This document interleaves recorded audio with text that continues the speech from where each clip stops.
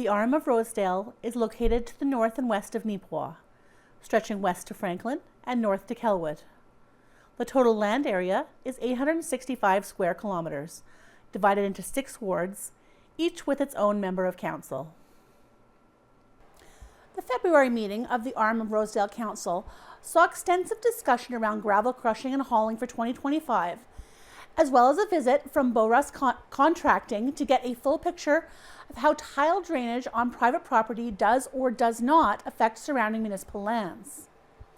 The sole delegation to this month's meeting was from Bo-Russ, who specialize in tile drainage.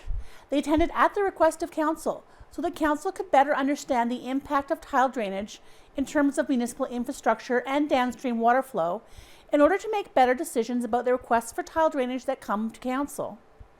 Bo-Russ indicated that the drainage would have minimal, if any, negative impact and would not increase water flow through ditches any more than the rainfall itself would have if it came overland, and that in many cases it may actually help to reduce erosion on municipal roads. The bylaw that sets out the distribution and number of wards in Rosedale dates back to 1997 and as such now requires updating to reflect the current populations and demographics of the municipality. Some towns, for instance, have decreased substantially in size, and some areas have more complex municipal needs, which has led to the current wards being unbalanced. Council decided to put out a tender for that analysis rather than just engaging a consulting company to ensure responsible use of taxpayer funds. With many kilometers of gravel roads in municipality to cover, gravel is no small matter in Rosedale. Council is tendering out gravel crushing contracts for 2 of its 3 pits this year for a total of 60,000 yards of gravel. For reference, for anyone unfamiliar with the units of measure for this type of application, each yard of gravel is a cubic yard and weighs in excess of 1 ton. Council also broke out the gravel maps for each ward and discussed how much gravel they would need this season so the CAO could put out a tender for gravel hauling, loading, and spreading for 2025. Finally, Council discussed updating the procurement policy to express a preference for Canadian-made products, and also decided to write a letter of support to the local MLA regarding removal of restrictions on provincial trade barriers. Because of the many complexities around determining the origin of products, particularly when they are produced in Canada while being a subsidiary of a larger corporation, the CAO will draft an update for Council to review at the next meeting. The meeting also followed up on several threads from previous meetings, including an application to the Public Utility Board to increase water rates in Kelwood following a rate study that was completed last year, and a look at what it might take to fund a seat at a veterinary college to help in local recruitment efforts. Also covered were community donations to the Burrows Trail Arts Council and the Handy Van, drinking water analysis at Eden, resumption of service at the Kelwood Post Office, an MOU from the Rossburn Subdivision Trail Association, and the 2025 tax sale. Following is the RM of Rosedale's February meeting in its entirety. Be resolved that this regular council meeting convene at 10 a.m. with Deputy Eve Roberts as chair. Have a mover, please. Earl. I'll second it. Thanks, Dave. All in favor? Carried.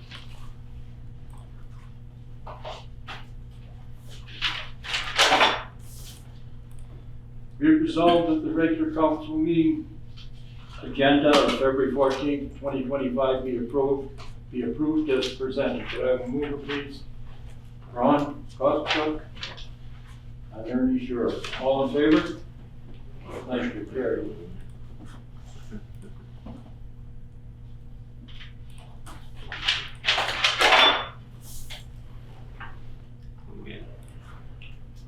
I have a motion here, be it resolved that the minutes of the regular meeting held January the 12th, 2025 be adopted as circulated.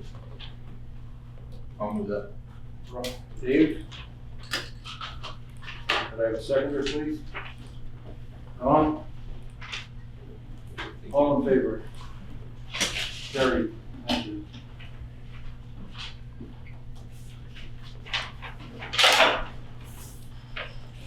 I have another motion here, be it resolved that council agrees to adopt the January 2025 financial statements. Somebody care to move? Jeffrey.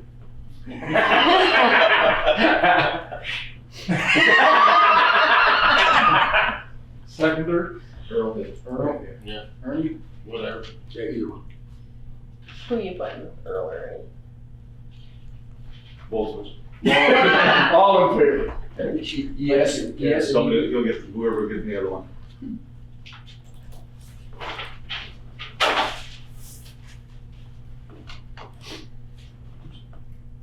Be it resolved, the council approves the accounts for the month and the amounts as follows. January 2025, general, $90,458.36, and water, $0. Somebody care to move? I'll move it. David? Jeff? Well done. Terry? All in favor, sorry. Terry. I'm just gonna see if our guys here, I saw some people by here.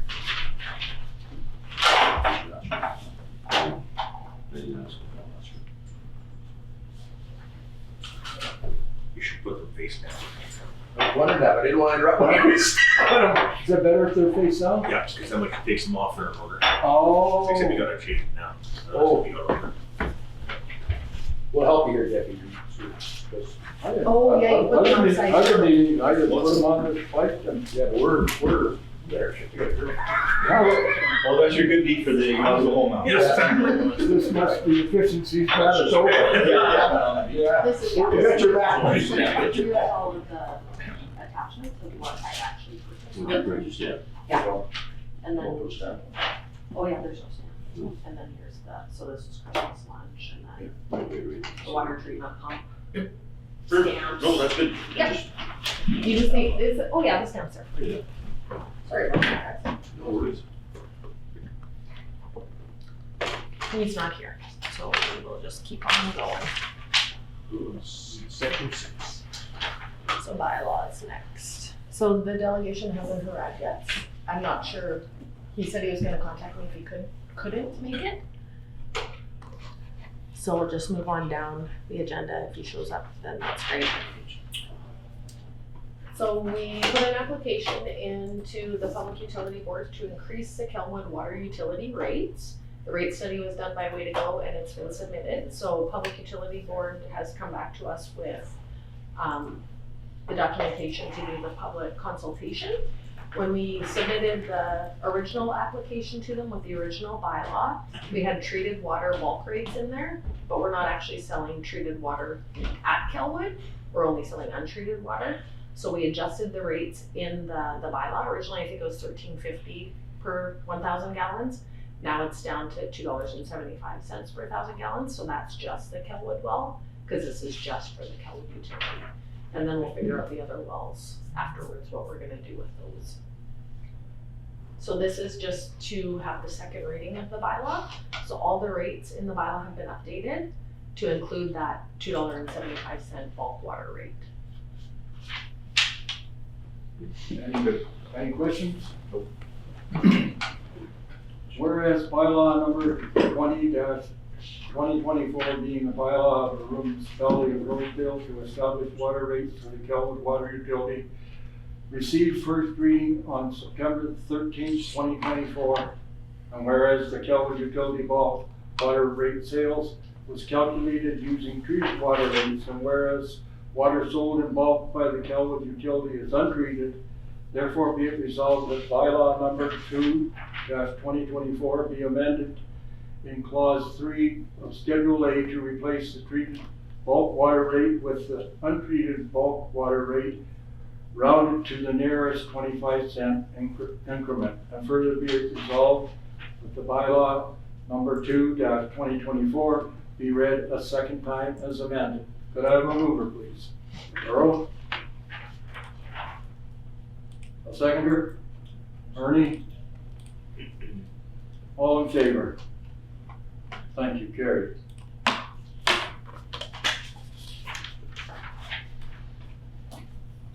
Now, I turn those over, right, Jeff? Come on upside down. We'll trade a bit, Jeff. We'll get it.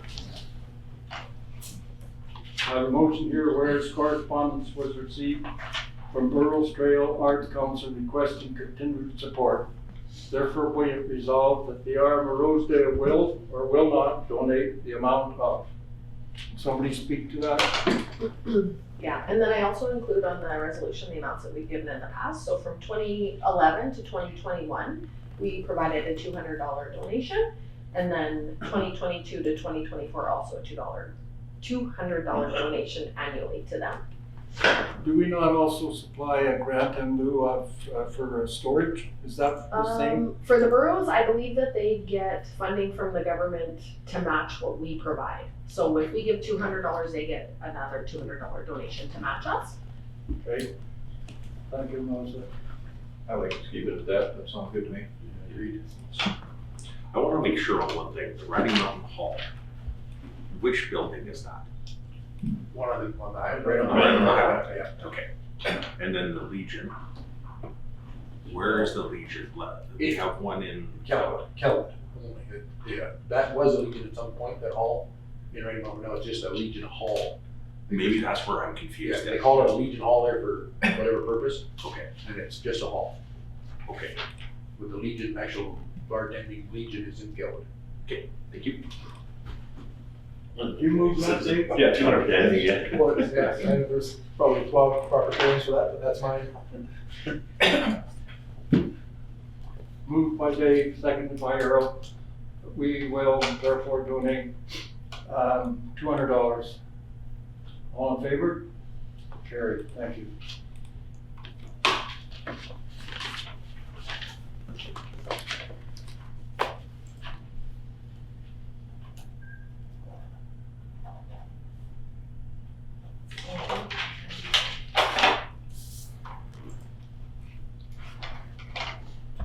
I have a motion here, whereas correspondence was received from the Handicap Board requesting $1.80 per capita donation for, excuse me, Donation for the 2024, sorry, I have an extra. okay, for the 2024 budget and future years be considered. Therefore, be it resolved that the RM of Rosedale will or will not donate the amount of $2,743.20. Now some discussion, you'll move that, Jeff? Yeah, and I have a bit of discussion too. Seconder?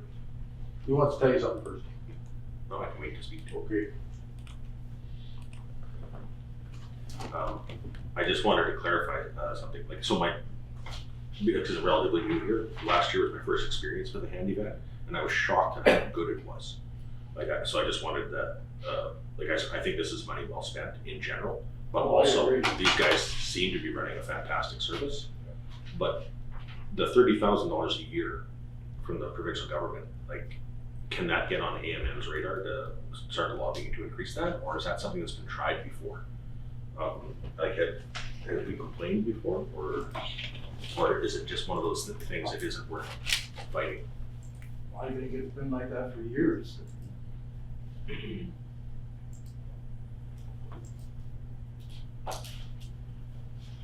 I'll second that. Thanks, Dave.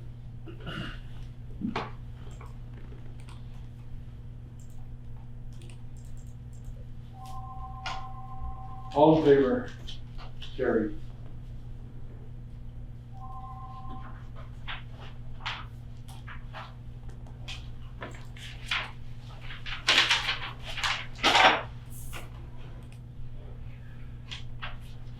I have a motion here. Whereas correspondence was received from the Office of the Drinking Water Advising the requirements to submit samples as per the residential lead monitoring program. Therefore, be it resolved, the Council of the RM of Rosedale be advised of the analysis requirement and received as information. Does anybody have any questions So on you're- that? Everybody's okay with this? You're going to do it for Eden and, Just Eden. Just So Eden. what they're doing is a soft rollout. So they just selected Eden currently. So we have to do 10 samples. We have to do 10 samples annually with 2/3 of the samples between June and October. So what that means is we need to send out a public notification to ask for people to volunteer for us to go into their homes and gather these samples, because we need to run the water for 20 minutes or something, and then gather the sample and then send it in. So our water treatment operator, Eden, would be doing that sampling. So I just want you guys to know, because it's gonna be an additional cost to the RM to perform this sampling. My strategy, I guess, is to do all the sampling between June and October. We'll do all 10, 2 a month, and then we'll submit, and then sampling costs should be lower, because we're submitting duplicate samples in the same time period. And then I gather quotes. There's only specific labs that do the analysis that are approved by Office of the Drinking Water. So I've asked for quotes from all 3 of those labs. And then we'll just select whoever is the cheapest. I believe they did this testing maybe 10 years ago at the Possibly. Eaton School. They were. Possibly. Everybody understands what's going on? Would somebody care to move? Also for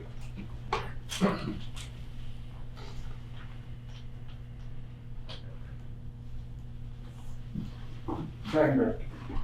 Yes? Is that Dave and Jeff? All in favor? Thank you, carried.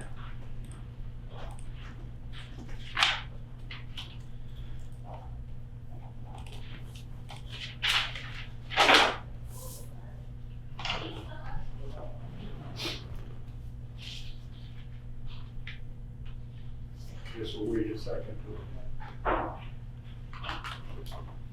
Ernie rolls back.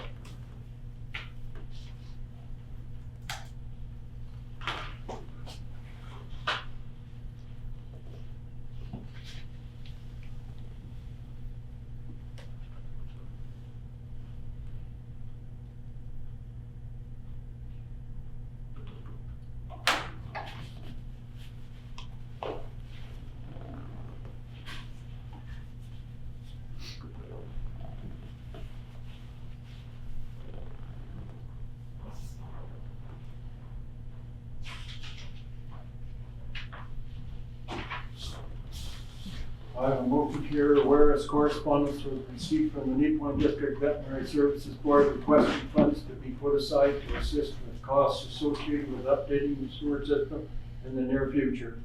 And therefore be it resolved that the Council of the RM of Rosedale agree or disagree to put aside $2,000 in the 2025 budget and $2,000 in the 2026 budget for this project. Any questions?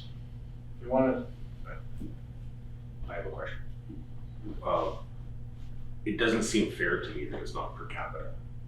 It seems that a per capita fee would be, like the Handy Transit and a bunch of the other stuff, would be more equitable. Because as it is, like we're 15% of the catchment area, but we're paying a fifth the cost. So the percentages don't work out where Neepo ends up getting a great deal. And RM of Rosedale pays a little extra. And I realize that, you know, the large animal stuff factors in there, but I just think that it should have been per capita. That'd be did that come up at the meeting? No, it didn't. anybody else, Scott? See, when I got to the meeting, I ran late, and they already talked about that. Oh, I didn't know about it till after. Okay. I was running late, I was trying to get there, I was stuck on a groomer. And I think if we start delaying this, just gonna go back and forth, then we're not gonna have the funding available when they need it. So it seems like, I don't disagree with your staying, Jeff, but I think let's get the cart in front of the horse here. Yeah, we need to get by this one, and then later on, we need to talk about. If you could suggest it at the next meeting, bring up about that, I forgot. It's a Yeah. good idea. Get by the one and then. It's simpler math. Yes. Somebody care to move that we do support this motion? Ernie? Also, I kind of, Thanks, Dave. All in favor? Carried, thank you.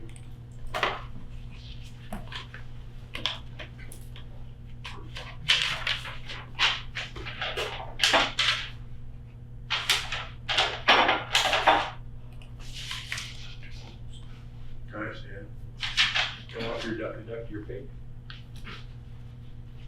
I have a motion here, whereas correspondence and a quote has been received from Way to Go Consulting regarding the updating of the ward division by bylaw from 1997. Therefore be it resolved that the council of the RM of Rosedale does not authorize the CAO to proceed with the quoted scope and fee amount of $4,730 plus GST. Furthermore, be it resolved that additional requests will be at a cost of $175 an hour and travel time of $113.75 an hour, plus vehicle allowance of 56 cents per kilometer, plus out-of-pocket expenses of meals as required. Discussion.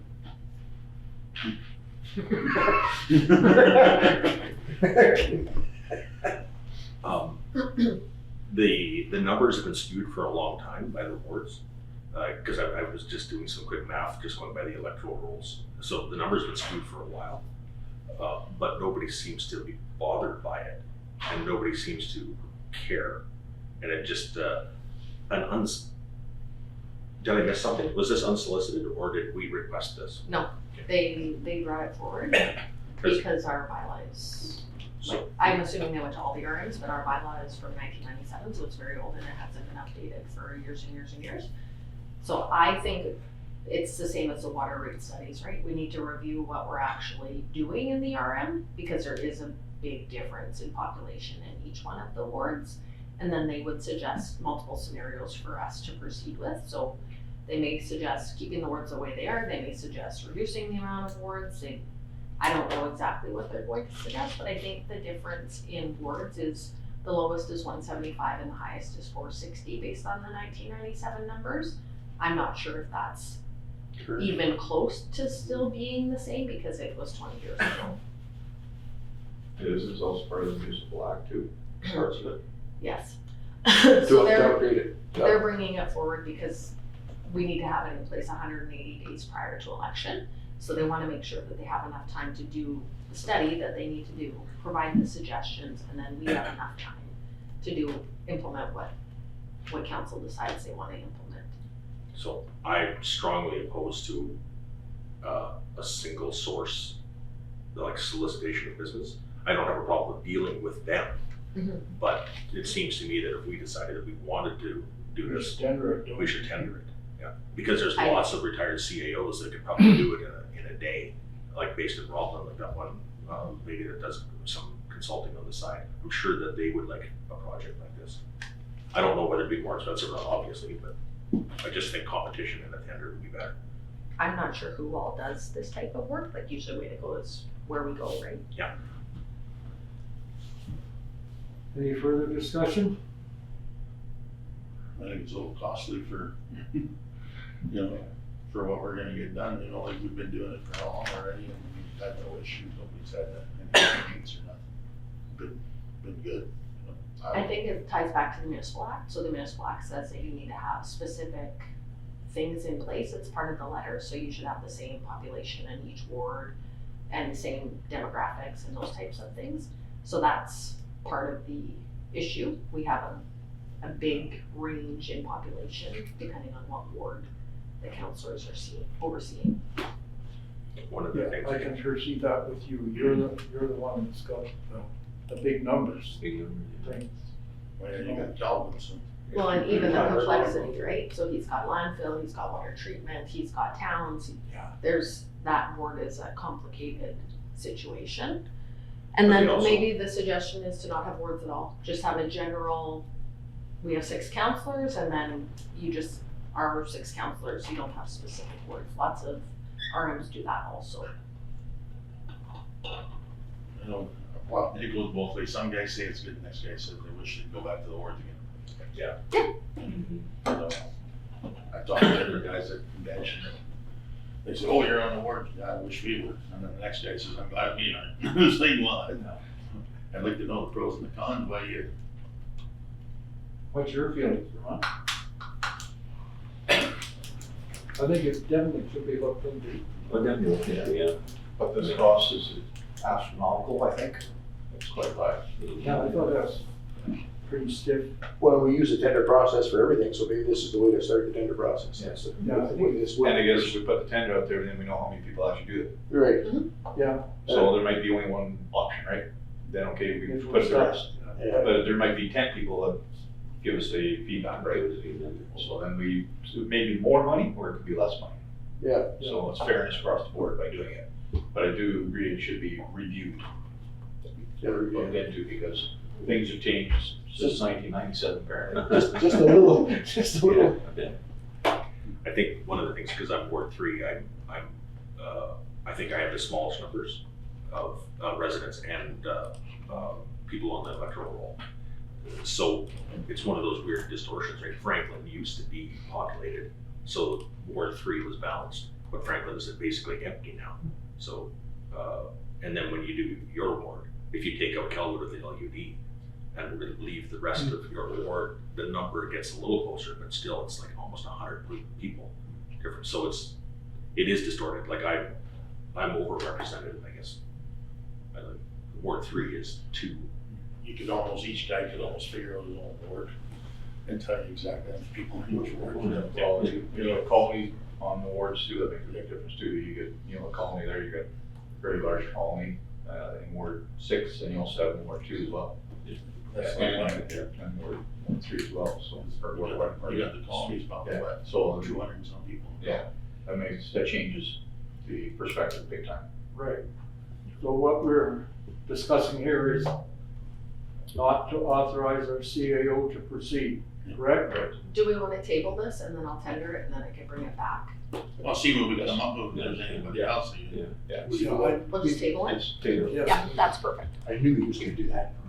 Well, that's easier. So I'll just put this in. No, it's a good idea to tender, but that's the way it's supposed to be done, so Yeah. Oh, yeah, that, when it comes to that amount of money. it's proper government tender, yeah. Yeah, exactly. You can say, hey, people focus on that ward. This is just all information, so there's Well, I three, think there's it's what also the the employment electoral skills are for for, and then the portion other of people, this, because they because were you just have to know pages. 200 people there. Thank you, All 100% people want to be applications of voting, every because role. some do not believe in voting. That's right. So that changes perspective. But they're ratepayers. Yeah. That's the tricky part. For your information, whereas correspondence was received from Westlake Employment Skills Service Center, Arts Forward, Epilepsy, and Seizure Association of Manitoba, therefore be it resolved that the correspondence be received as information. That's all. Have I got a mover? Ernie? Earl? All in favor? Thank you, Carrie.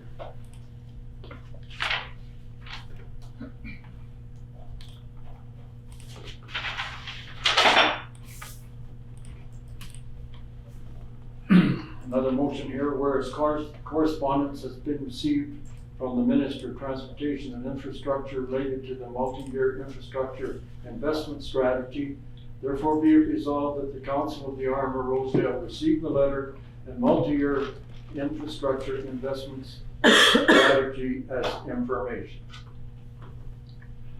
Somebody care to move? I'll move it. David? Seconder? Ron? All in favor? Thank you, guys. Carried. So the gravel crushing tender we discussed at a previous meeting. I had sent out the tender to y'all for approval, and then some comments had come back. So I'm not quite sure how you guys would like to proceed. I've included 2 tenders in the agenda, the original tender and then the additional tender, adding the 1 1/4 inch yards on to possibly do some project work. But it all depends on how council wishes to proceed with project work. If we want to tender things so that the person doing the tender supplies the gravel, or we're supplying our own gravel, or what have you, or if we just wanna have a stockpile of larger stone on hand as well. And then differentiating between the Fisher pit and the RDK pit, I think we've already agreed we're not crushing out of Eden this year, we're just gonna crush out of those other 2 pits. So previously, I believe it was 40,000 at Fisher and 20,000 at RDK. I did reach out to RDK, and the charge per yard would be $1.50 for the actual gravel itself, and then of course we would pay the crushing fee. they would have to do all the stripping that is required at that site as well as Fisher. The folks that are contracting or tendering or applying for tender or what have you. So just wanted council to decide what are we tendering in quantity amounts so that I can put that tender out. And then also when do we think the tender should be complete by, so we have the gravel to spread in this upcoming 2025 year. Thanks. Whereas the tender for gravel crushing scenarios for the RM of Rosedale were presented, therefore be it resolved that the council of the RM of Rosedale agree to tender a total of, What have you, whatever council chooses. so we've got to decide. So the you guys number need goes to in discuss there. what we're So doing. many yards at Fisher, so many yards at Kozak's, and so many yards at inch and a quarter. And you figure Eden doesn't need any? Eden doesn't need any? I I don't don't know. There's a pretty big pile there. If it's going on Ward 2, I think there's enough there, but if it's going to 2 or 3 other wards, This is it, that's what I'm wondering. Yeah, cause well, last year took 24 or 27, and I can't remember the number exactly out of that pit too, for Ward 6, so I mean, I'm not sure what the pile looks like, I've never seen it. It's pretty decent pile. It's, yeah, it is, but it, Cause I usually. What do you think is in those? 1,000 out of there. if you had to look at it. I did actually, I didn't take a drive, it comes on the highway the other day. Yeah. 6, 7, 7. I don't know, could be that much. We need to keep in mind too that mobilization costs are very expensive, so if we're Yeah. wanting to crush this year, crushing out of 3 is probably not cost effective, so maybe we just crush more out of Eden next year. Yeah. Or only crush out of Eden next year, cause hopefully we have enough out of the 2 pits for this crush. That's about what we actually. Yeah, the crush out of the 2 main pits, we talked about Fisher and Arcade. And if we run out of product at Eden, we can also go up to the other pits, it's about ready to go. Yeah, Ward, yeah. And then Eden gravel is more expensive than the other gravel as well, Of they're course it charging is. us $250 Of course it is. a yard. And I guess an easy way to do that, if we're not sure what's needed, so then when No, the that's what gravity they charged us last year. spraying process happens, they take it out of Eden first, do all the Edens, and then we know what's left there for gravel. And then if there's not enough, then we say, okay, Ward 6, there's only 1,000 yards there, there's not 2,000. Yeah. Then you can go to The next one over over. the next bit. We'll definitely go, we'll definitely gotta do the closest first, Yeah. for Robert, yeah. Yeah, no, agreed, and that's. Does that make sense? Makes Well, sense. that Yeah. makes sense, of course, yeah. And as far as for the inch and a quarter, I don't know what we're doing with that. I'm not in favor of that. What I, No. I think, I think we should, because if we're gonna do projects, I think it should be to the tender, Yeah. to bring the gravel in, that's why, if we're doing projects with that gravel, I think rather than stockpile it ourselves, if we're gonna do projects like, we can't put in the tender that you supply all materials, whatever the Yeah. word is, right? we just got some of those, like on 471 especially, that's definitely gonna talk about a little bit. I mean, we did that in the past, I don't know how many years it was, we put on one stretch, inch and quarter. Or even, we could have been inch and a half even, and it made one heck of a difference that road, because the other gravel just disappears in that mud. This way you put that Porsche stuff, they would. A lot of those projects on a PR road like that should not be getting national infrastructure involved in that. Why are we doing it on the RM side? Because Because infrastructure should be involved in that. My original suggestion was to put the inch and a quarter in as a separate tender under the gas tax fund or the infrastructure fund. So that way it wasn't coming from ratepayers directly, it was coming from the province, the feds through the province to do the PR road. Because that way it's not coming out of our gravel reserve and then ratepayer property taxes, it's just a separate, I realize there's only one taxpayer, but it's also a pot of money that's available to us that we're not spending every year. And if we do the inch and a quarter for rehabilitation, and it's not regular maintenance, so that's why it would be for rehabilitating 471, the low spots, the dirt, because we keep closing the road.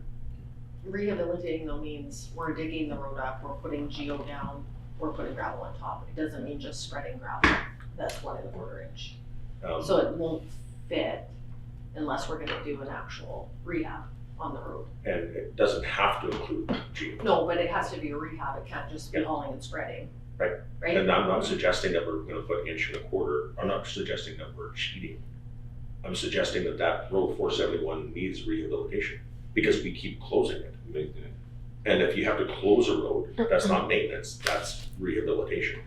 And if you have to rehabilitate the thing, it seems that it would be more cost effective if we're owing a duty of care to taxpayers nationally, provincially, and locally. If you're having somebody coming in and crushing, get them to crush for 2 separate projects, not just come back later and crush later, because there'll be some cost savings to the taxpayer. So that was the only reason I put it in with this one. And if it doesn't work, that's not a problem. But I just think it'll be more because mobilization demo is expensive. So if somebody has to do it as a separate project later, then it'll cost the taxpayer more. But are we actually spending more money we really don't have, right? Because you look at, we got crushing this year, 60,000 yards. So whatever dollar figure it is, we'll say 5 boxes for, 300,000 there. Plus our spray on top is another 350 or 400. We got $750,000 in gravel this year, guys. So I think we got at least that. So I think sometimes we gotta trim the fat. Mm-hmm. I think that's the fat. And in this case, I wouldn't call it fat. You can choose to do it or not, but I wouldn't call it fat. It does 471 need work? Definitely. So how can you describe it as fat trimming if it needs work? Well, I It think, also belongs to, Manitoba infrastructure should be involved with this. But that's also why I had suggested the gas tax fund for that part of it. So I think we just looked at the Manitoba infrastructure plan for 5 years. That's something that I think we need to get to them to get on their plan. Because they have bridges and all kinds of roads that they're gonna be fixing. So I think we need to try to lobby them to get it on their plan to fix that road. And then possibly we just do hauling and spreading and apply 1 1/4 inch instead of the regular gravel that we have. Cause we are applying gravel every year to that road, but maybe we just need to apply larger gravel. Yeah. well, that delegation come that day here from the infrastructure said that we pick a project like a spot or spots on that road, they would help. And then we could tender that job out and then that would go back to being paid by the gas tax portion. So that wouldn't come out of our pot, as a reserve of our own, because that's what they kind of said, they would do that, but it's still gotta be tendered, and then the tender process brings in the gas tax funding, which helps us in the long run. So I agree with, we're fixing the problem versus just sugarcoating it over the top, but doing it through them. Talking to Manitoba infrastructure, that was last January. Yeah. I think Pat Barnes is the head of it all. If we have these ideas, we can bring that information to them, and then we can talk about projects, and they would help us this step. So maybe we spend $1, they spend $2. How do we know that without Conversation, yeah. proposing to them first? Yeah. Presenting it to them first. Saskatchewan, they got a lot of these haul roads, that they use like that 471. They went and put 1 3/4 on and made the trucks run on it. So they pounded it in solid. Yeah. And then they put traffic gravel over it the next year. Man, is that road ever nice, like totally different road. Well, we all agree that the road needs attention. Oh, big time. That's not the argument. Yeah, no, I was just saying, that's what they did there, they went bigger. Who's gonna pay? Yeah. Because they were pretty willing to do work with us to get that better, because it is one of our major PRs and it's one of their PRs. Yeah. We just have to do the system right so we can get the funding from the right spots. And I'll just restate, we're always looking for somebody else to fix our problem, but it is our problem. Like the feds are running a massive deficit, the province is running a massive deficit. We're not far behind. And we're not far behind here. There's no pot of money left in the country, which means that if we want to fix our problem, I think we have to spend the money. But we have cash in a gas tax fund that we haven't spent. I don't know the exact number. But $1 million. So we just need to understand what we're fixing first. Yeah. What's the project scope? Where specifically on the mile roads are we gonna go so that we can fix? Cause we did the Boxall Road there on 84 North, Yeah, which was $145,000. It's 3/4 of a mile. So are we doing 3/4 of a mile this year maybe on 471, the worst area? We're gonna rehab it, we're gonna fix it up for that cost and use the gas tax for that? Like, we can't just say we need to fix 471. We need to understand what does that project scope look like, how much do we think it's gonna cost, we're gonna tender it, and then we can carry on from there. I know the east end of 471 is always bad. It's Doesn't always matter muddy. how much gravel we can put on it, as soon as it gets wet. That went in there too. That mile off the highway. That first 1/4 mile is usually bad. In the west end, well, Yeah. all the way up, All of that Baker Miles, yeah. yeah, by Baker's, it's terrible there. Well, maybe we should pick a spot, whether it's a mile long or whatever, because the cost is the cost, and then fix that spot, and then every year fix a spot, because that's all we can do. We did that years ago, we fixed different spots on 471, I don't know.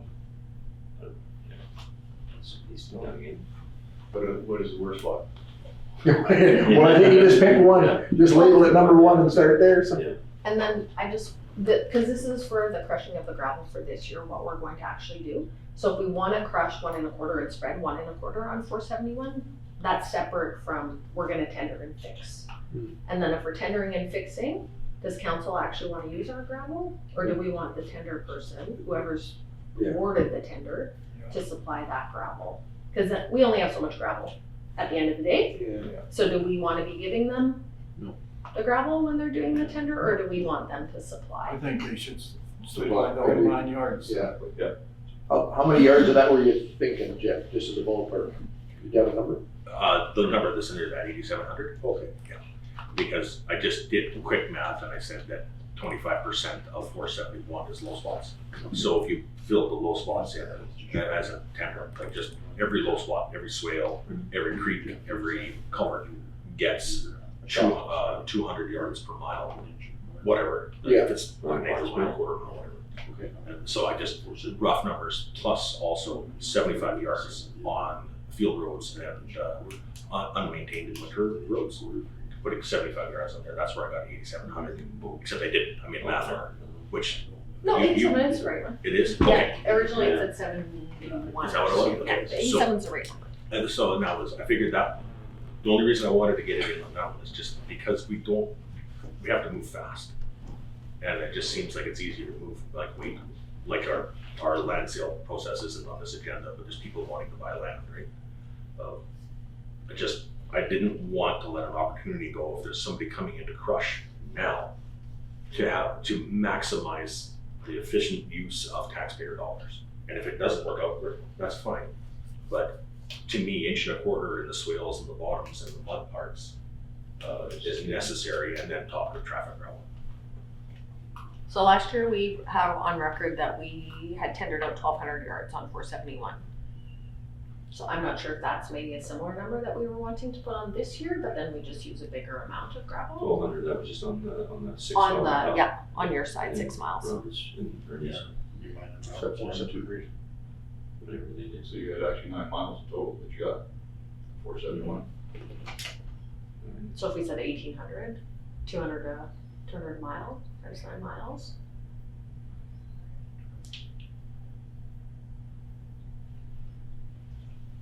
Would it be a suggestion if to cover, not to cover it all, but cover all that with that area, well, that's the thoughts?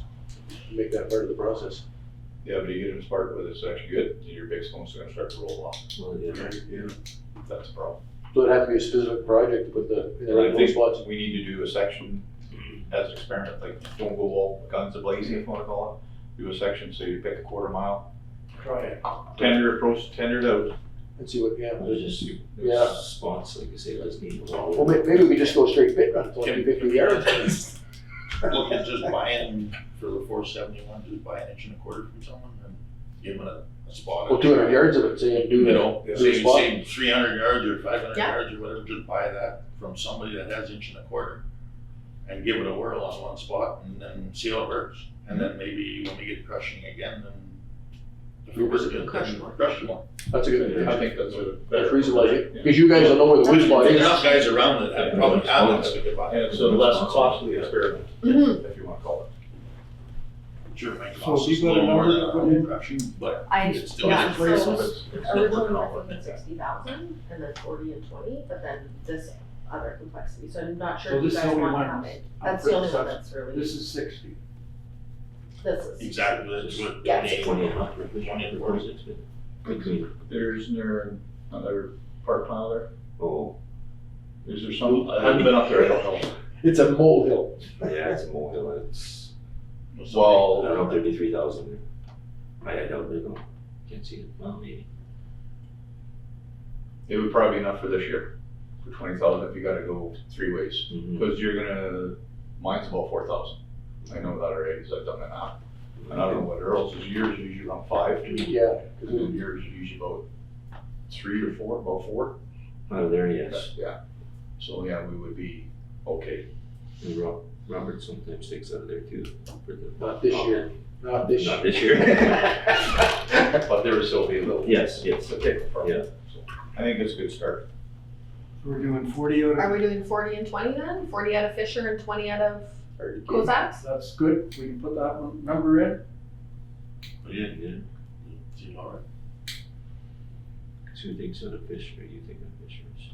You think of- No, just. Well, I do if you about guys look at 20. the next agenda item, Inch and a the quarter, how many yards? spreading Zero. is there. 0? I do about 26 out of there. What's in there? So then the plan would be then We're- to we're just purchase gonna do that that. gravel Just from buy some. somebody to spread. Do that experiment. I guess that's You what know. I want to do. We can call around and see what everybody's. Solid quartz or gravel, we're gonna purchase. Yeah, we should just purchase it, give it a try on one spot there and see how it works. If you wanna look at a spot, we did a spot, we did it with limestone. Well, I know that one, yeah. That for. I did one on the hot rate. Right, At the Newton's ground, right, do right. you remember that? I don't remember, but yeah. But it was 2-inch. I did the colony, remember? And But that's expensive. limestone, or that, The not limestone, that was that, Shale. shale. It worked It's okay. like concrete. Yeah. That's the best spot on the colony road. It's going to be. So then, we'll deal with this, therefore be resolved that the council of the RM of Rosedale agree to tender a total of 60,000 yards of gravel, 40,000 of that at the Fisher pit, 20,000 at RDK pit. When and do we zero- want it done by, sorry? When do we want it to be complete? Oh, sorry. Sorry, no, that's okay. Well, you said, yeah, that's what it's. I had May 31st, but I don't know. That's reasonable? That's reasonable. Yeah, we'll just put May 31st. So we're gonna put May 31st. Yeah.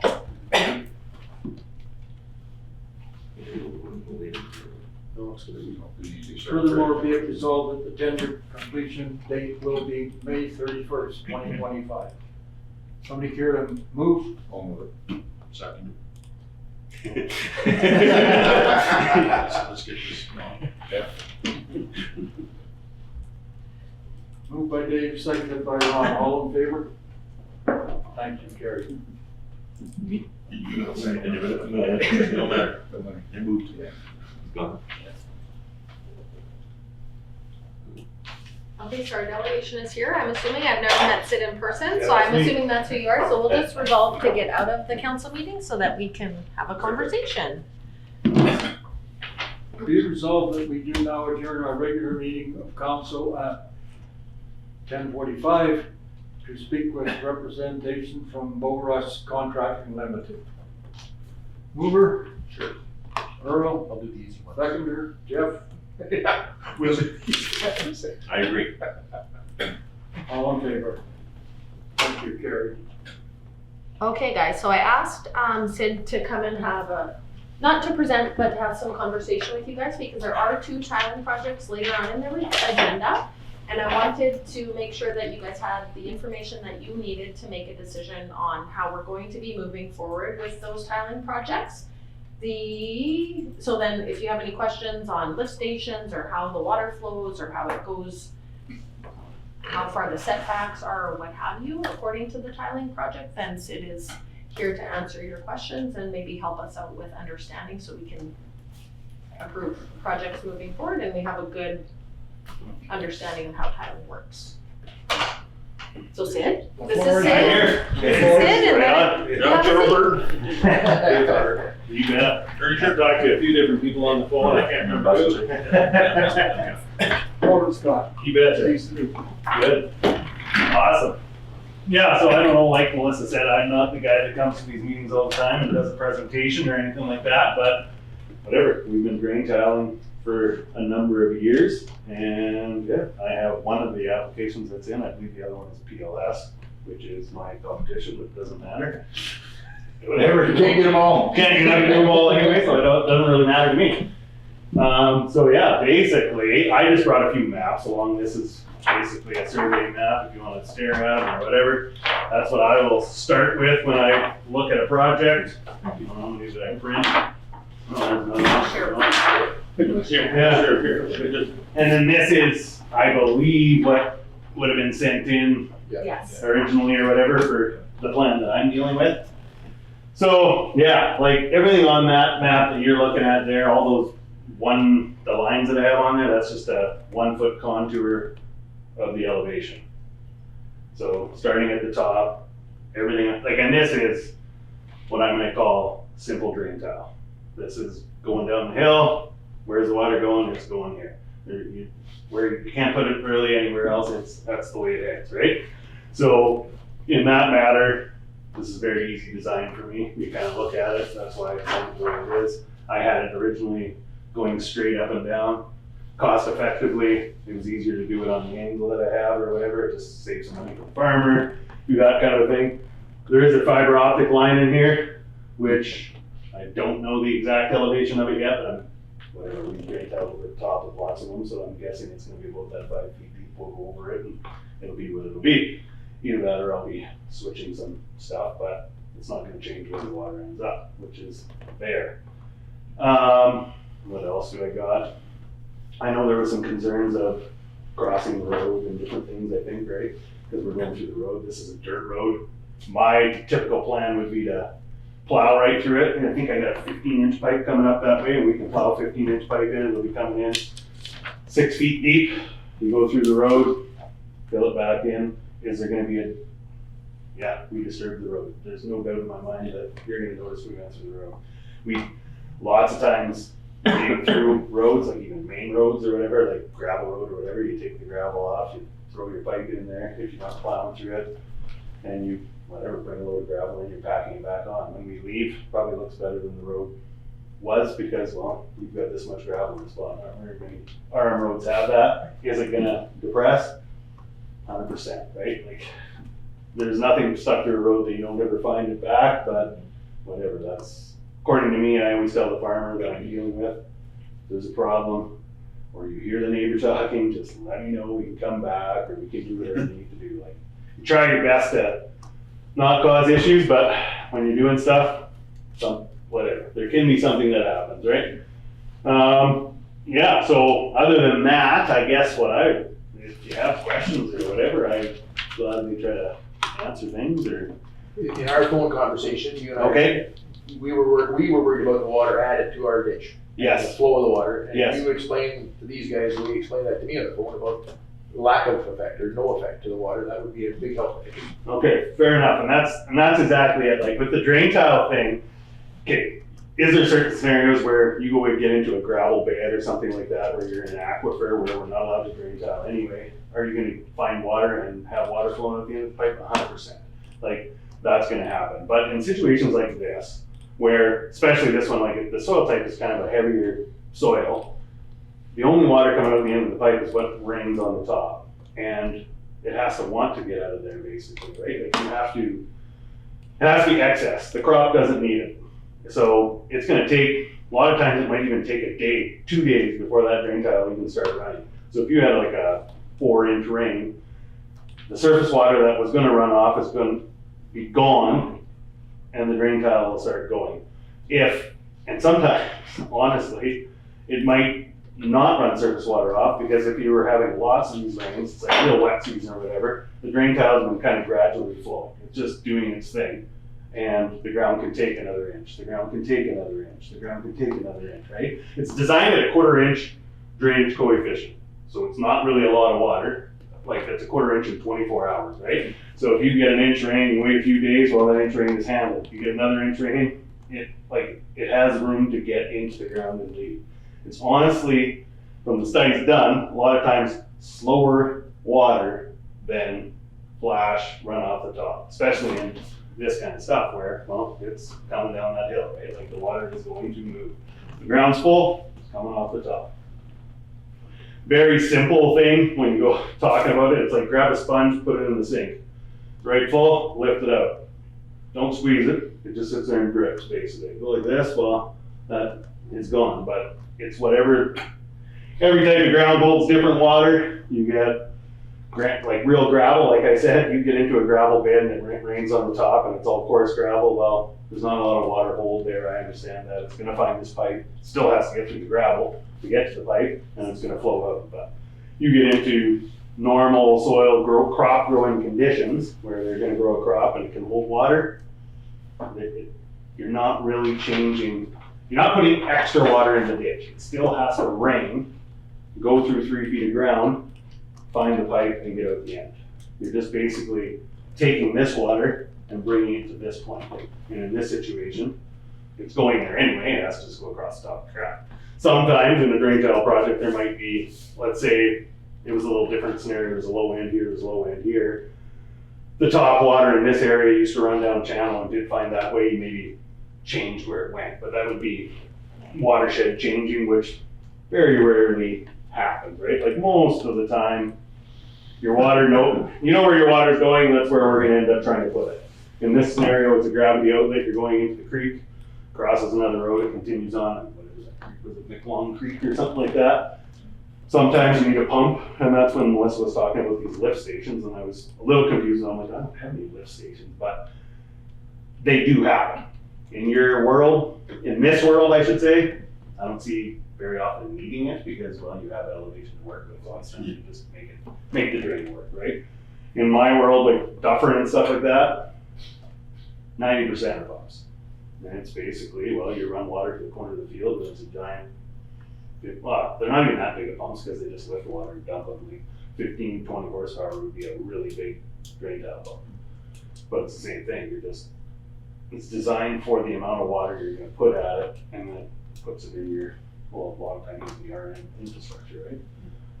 I thought there was lift stations on there. I thought there Nope. was 3 of them. No, these are all controlled gravity outlets. Okay. So this I thought is, there was squares up here. yeah, and that's just showing where they are. So the 15-inch comes down to where it is, and that's, same map has to go to the province. They want to know exactly where every pipe is, and Okay, I gotcha. and you're putting it on Google Earth, right? Like, so I'm trying to draw it on here. Sometimes the province will come back, oh, you're on the other guy's field. No, I'm not going through the road and putting one pipe into the field. I'm just trying to draw a map, right? It's a relative picture, I'll call it. Yeah, so that's, yeah, the only thing crossing here would be this RM road, and then the other stuff should all be on the property, right? Like, it's the farmland. Will I go out there and get an actual survey of the piece and have pinpoints? No, I'm not, but I'm gonna be in the field that he's farming and in the road, or not up the road or the ditch and stuff like that. So you're saying your pipes are down 3 feet below surface? All the laterals will be. Okay. Yeah, like basically it's a design thing, right? On this one, I'm gonna have really little trouble staying, I could probably be at 30 inches below the whole way because, well, there's so much elevation, I don't have to do any hills. Like, see this here, this would be like I'm gonna call this an old farm hill, like the way they used to farm it somehow back in the day, that's a ridger mark or whatever. Yeah. So if I was to be going like this, yes, I'm gonna be 4 feet deep through there because I have to have slope on my drain tile, but it's gonna be for the 50 feet or 100 feet of that fence line or whatever used to be there, right? So this stuff here will all be, yeah, depending on spacing, I can't remember what I did on this one. I think I'm 40 feet I was doing, so I might go to the 30-inch cover just because I can or whatever. In different soil types, for design-wise, if you go to the design handbook, let's put it that way, you get a clay soil, they tell you to go deep and then wide, like closer together, and then you don't get the hump effect of where the water's gonna go. I disagree with some of the things. You get into clay soil, you don't wanna be deep because, well, water isn't moving clay soil, and we're not trying to, there's not a groundwater table thing that we're dealing with anyway. It's not like you're gonna go down and dig a hole 5 feet deep and have water coming in. It's your crop root zone that you're dealing with, right? So keep your pipes up, make it so that you can make a root zone. If there's excess water and drains, that's what you're relieving. You're not trying to, yeah, you're not in a groundwater table. Some guys, and I don't know if they're, technically, I think all of Manitoba, you're not even allowed to put perforated main lines in. It all should be solid, so only your laterals take on water. I still see some pipe going down the road that's big and has a sock on it, it's perforated. I don't know where it's going or whatever. I don't like the stuff. just for the fact is, I don't wanna see the thing running water all the time. If you do, sometimes you get into 6 feet, 8 feet deep with your main line, and in my country, you are in water table then, it's gonna seep, it's gonna run, and whatever else. It's just a personal preference. Don't think it needs to do that. I don't like making connections into the lines. You have to cut the sock and try to fold it all back in and make it nice. It's just it's personal preference. Is it a game changer? Maybe, maybe not, but I don't like this stuff. I don't think it's necessary. So only lines that have perforation in my stuff will be the 36 inch deep. The rest of it's a solid pipe. Yeah, okay, I guess on the 15 inch every 200 feet you have a joint, but the amount of water coming in, like, you won't see it coming out the end, I guarantee you. It just, you don't have them. I do not have a drain tile outlet that I've ever gone back to. Well, actually, that's a lie. One time I went back to one, but it was the very next year, and the water was coming in the cuts. But other than that, I've never gone back to a drain tile outlet and went like, oh man, I gotta slow this down, oh, I gotta turn this off. It's just, I've never had one.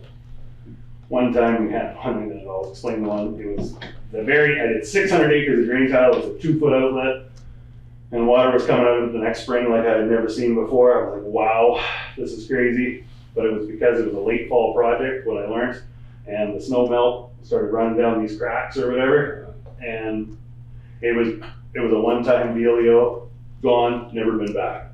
And there was cattails down the ditch. We had cleaned a bit of ditch to make it go. And the main problem was that the water was coming out of this outlet, it found the cattails a mile down the ditch, and then they were kind of just whatever, it slowed the water down. So the first part was clean, it's going fast, second part was slow, and then it built up, and guys were getting concerned that it was gonna come out of the ditch. We ended up knocking the cattails down, came up there with the hoe, kept the water in the ditch, and it made it where it needed to go. But it's the only time I've ever, went back and went, oh boy. And whatever, I'm not telling you that everything's perfect, I'm just saying that's the one time that I was like, ooh, baby, and it just looked like there was a problem. In the end, yes, there was a problem, it was an immediate problem, that's where the water was going, and then after the land had been farmed, it just does the thing it's supposed to be doing, and yeah, it has been good ever since. What else? Yeah. This question, you can answer or not answer, and I guess just information that Yeah. doesn't affect what council decision is, but dollars cost per acre to put tiling in, ballpark. Ranges massively. I'm gonna say 1,000 to 2,000. It's crazy. Per acre. Yeah. And a $15 canal, that really pays. Yeah. Yeah. No, it ranges massively. It whatever. It's all on. Yeah. Which field, what you're doing, kind of deal. And I know what you mean. Like whatever. Lots of people say this. It's just like, well, why are people doing it? I said, well, I don't know. I'm not the one spending the money. I'm the one doing it. We go back and do it for the same people over and over and over and over and over. So. You do what they like it. Yeah. Some days are gonna be real expensive to know. Yeah, I don't know, and that's the thing, like, and guys say, well, whatever. I've had customers around my area, they say, yeah, people always look at it like the dollar thing, but it's like practicability. When can I get my sprayer out on the field? When am I starting seeding in the spring? And sometimes what I'm gonna get, you know what I mean? Like it's not like, oh, I need 10% more on my bushels per acre, but it's just the practicability. It's the very first field you're going to be out there after the big rain, you're going to start spraying. It's the first field you're going to be doing this. It's the disease under the canola, they say it's just not there or whatever. Like, these are guys that have done it, telling me, I don't know, like I said, They keep doing it so much. they keep doing it. Yeah. They keep calling, so I keep coming. Yeah, exactly. And we work for the same people over and over and over and over, kind of deal. Very, yeah, whatever. This is a new customer for myself, but it's because he is buying the land that LaPointe used to farm, I believe, and I do a lot of LaPointe drain tiling or whatever. So it's basically another one of these things. It's kind of like the same Goes into the family, yeah. same people. Yeah. Where are you based out of? Carmen. Carmen. Yeah. Yeah, PLS is out of Warren Winkler and Highway there. They're a much bigger company than myself. We started, when did I start putting pipe in the ground? 2011, I think. Started a business with a friend in 2007. We started with an excavator and a scraper doing surface drainage kind of deal. a little bit of sewer and water. He sold out, he's a farmer. I kept going, it's me and my wife basically, and crew we have. But, yeah, So, do you deal with the White Mud Watershed District? if I have to send it to him, yes, it's all the same thing. I don't know if this one went there or not, I can't remember. My wife does all the inside paperwork now, I used to do it all myself, but yes, I've sent lots of stuff to the White Mud. Who used to be on there, I can't remember. Talked to him lots of times, who's the head now? Well, Canada's, or not Canada, Rodney. Rodney White. Right, Yeah, and I've talked to him numerous amounts of times. We like stuff in the, I'm gonna say the other part of the Neepawa area where I've done work, Franklin and all that. Yeah, if it's his drain, if it's their drain, technically I need their sign off to actually even do the drain tile project to send it to the province. In the province rules now, for a project like this, because it's in your RM, you guys have to look at it, but technically in their rules, this is on Tom's land that we're outletting water. It is I need one signature. Back in the day, we used to have to go 2 miles downstream and talk to everybody that was on the stream. That changed, which is basically it uncomplicated my job, because sometimes I'd have to go down the stream and you talk to, and I'm just gonna make an example, an older person or whatever that had a driveway that the RM ditch ran through or whatever, and I'd have to walk in there and say, ma'am or sir, we're doing a drain tile project, I need a signature. I'm like, oh, why? Well, I said, we're running water through the RM ditch. And they'd be like, oh, well, you basically opened the can of worms that they could say yes or no. They didn't even know, they know nothing more than that, and sometimes you have the person say, well, no, I don't want water, right? Like, never did I lose, it just took a long time to do exactly what I'm doing now, just to explain it. It's like, if every drain tile project I put in, we washed out roads and took driveways out and flooded people's yards and every disaster I'd be out of business, I wouldn't be here today, right? No. I'm not here to go, I'm gonna cause you all kinds of grief, you're gonna come back and next year I'm gonna come in with another plan, and you're gonna be like, absolutely not. Like, you think we're gonna let this happen? Like, no. Fool us once. Yeah, fool us once and it's over, but I wouldn't be in business today. RM of Gray was one that I had, and they're right next to me. I know the people on personally kind of deal, and I had some drain tile projects that took me a long time to, I'm just like, guys, like, finally, I had a long conversation with the Reeve at the time. He's no longer the Reeve anymore or whatever, but not a big deal. And it was just like, I said, you think I would do this, and then I gotta come back next year and do the next project, and I'm gonna cause you a pile of grief, and I'm gonna be your problem. He's like, well, absolutely not, you wouldn't. I said, there you go. And I'm not telling you that you have to pass anything or whatever. I'm just saying that it's just like, in the world of Manitoba and drain tile, has there been some issues out there? Yes, 100%. There's been some things that were done wrong. There were some things that weren't properly, maybe even looked at or guys went and did things they weren't supposed to be doing. Yes, there's been some problems, but not every single drain tile project coming in is like, oh boy, we have to wonder where the water's gonna go. We're adding to the water system. How much is it or whatever, you know what I mean? We've never gone and put a drain tile project in and went to the next road intersection. Say, this has got a 15-inch outlet or whatever, and I think the road crossing here is a 24 or 30. I don't know for sure. That I'm like, oh boy, we better make this upsize it by 10 inches or whatever because we're gonna put water in it. There's not a drain tile project that I have done or know that we changed the culvert size because we were putting more water into the infrastructure. It just, there is some stuff in the RM of Dufferin where those main drains just run drain tile water now. They used to be main drains that ran, all the surface water or whatever. Now you go down there after a 3-inch rain or something like that, the water in the ditch is crystal clear and you can see the grass on the bottom because it's only drain tile coming out of pumps or whatever. So the guys are like, that's all drain tile water. I say, yes. But it used to be all surface water or whatever, right? So it used to all silt in. It's exactly that.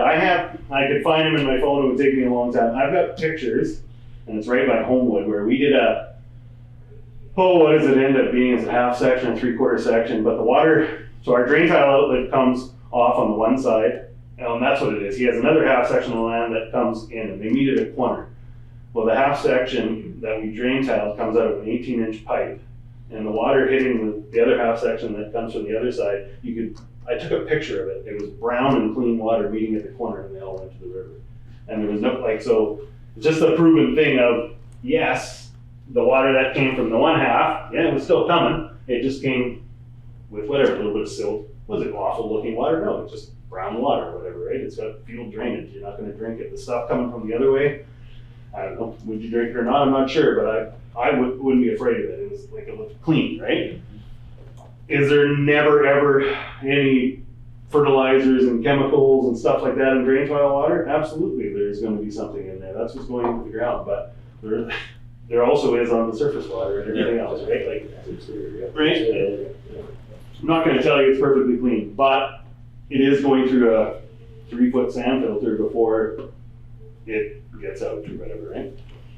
So does tiling then basically help with erosion of the property? What's that? Is it helping with the erosion? It lots of times it is, yes, 100%. You're not going to get that surface water flashing off. You get a 6-inch rain that comes in half an hour, you ain't going with the drain tile. It's not magic that it's just going to suck it in. It's coming off the top. We're not changing that game or whatever, but it's those steady, I don't know, we don't get them anymore where they're week-long rains, I guess, but like the steady wet, we just got 2 inches of rain and then you got a day of sun and then, well, now they're forecasting another 1.5 inches or whatever, right? Those are the ones where this is gonna help, basically. And I honestly think, and obviously I'm a contractor for drain tile, so it's a personal opinion, it lots of times helps even, like RM infrastructure and stuff like that. And that's why I was asking Melissa, like, I think in the bylaw it has like 150-foot property boundary thing or whatever. Yeah. And I said, why? Oh no, that's who was Jeff Braun. Yeah, Jeff. That's who I was talking to. And I said, why? And he's like, well, because they were, what did he say? Worried about the softening of the roads, I think, or something like that. And I was like, no, I'm confused. I said, well, if anything, we were going to benefit that problem. Like, you're going to get away from it. There's RMs out there drain tiling roads.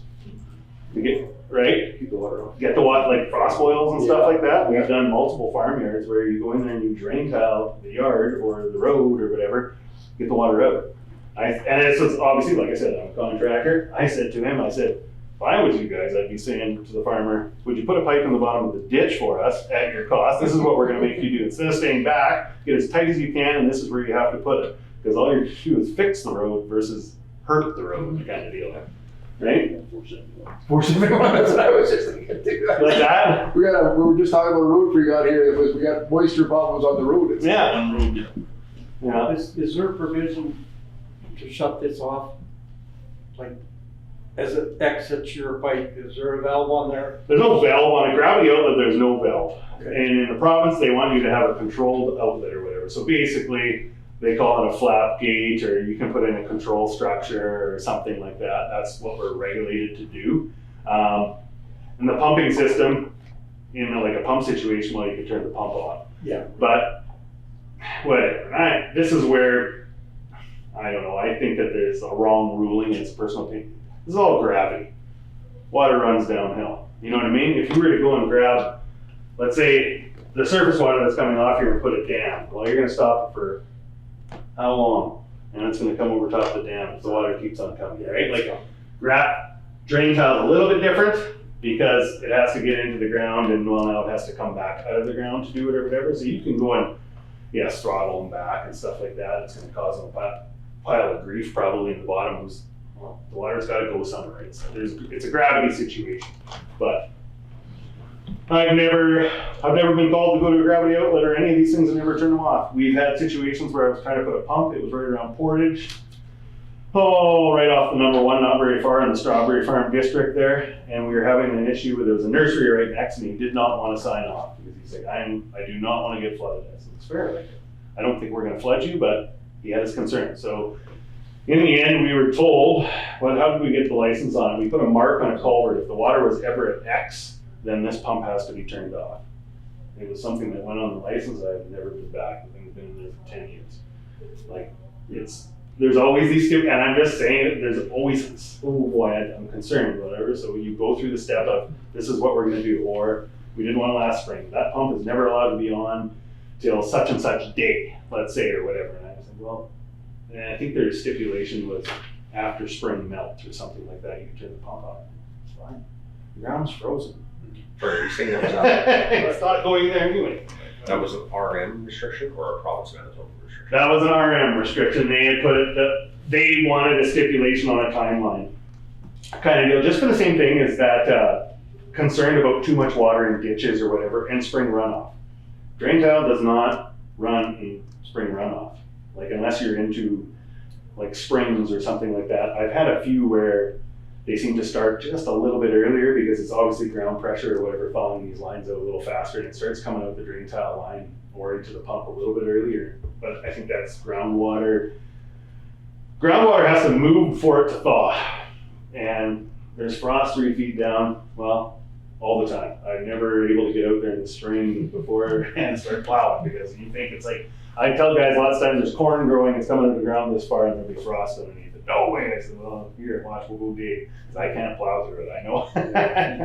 It's there, right? Like, so most of the time, like almost all the time, drain tile ain't running. More concern that I have with the drain tile is guys calling me, how come my drain tile ain't running? They got their potatoes planted, we had an inch of rain, and said, there's no water coming out of the end of this. Well, you go there and you do a probe.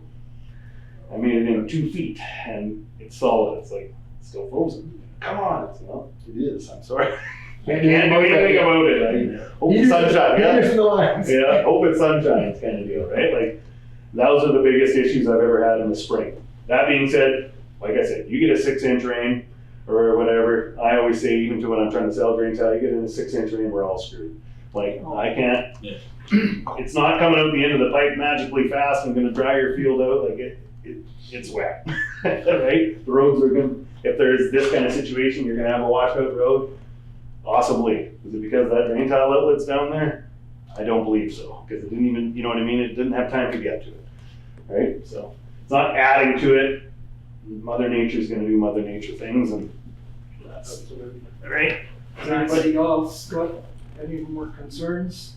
I have another question. Yeah. So do you have a management agreement? Like, for example, you put this in, is there a management of it going forward, or is there a maintenance contract, or is there anything like a warranty or a guarantee? Like if you put this in, Yeah, are you committed to it for 5 years? If there's an issue, you'll like to the farmer? to the farm. Yeah, me personally, I've never had to go back and do a warranty thing, but I'm committed to it till whatever. I've gone back and looked at things or whatever for bray farms and stuff like that. I will warranty it.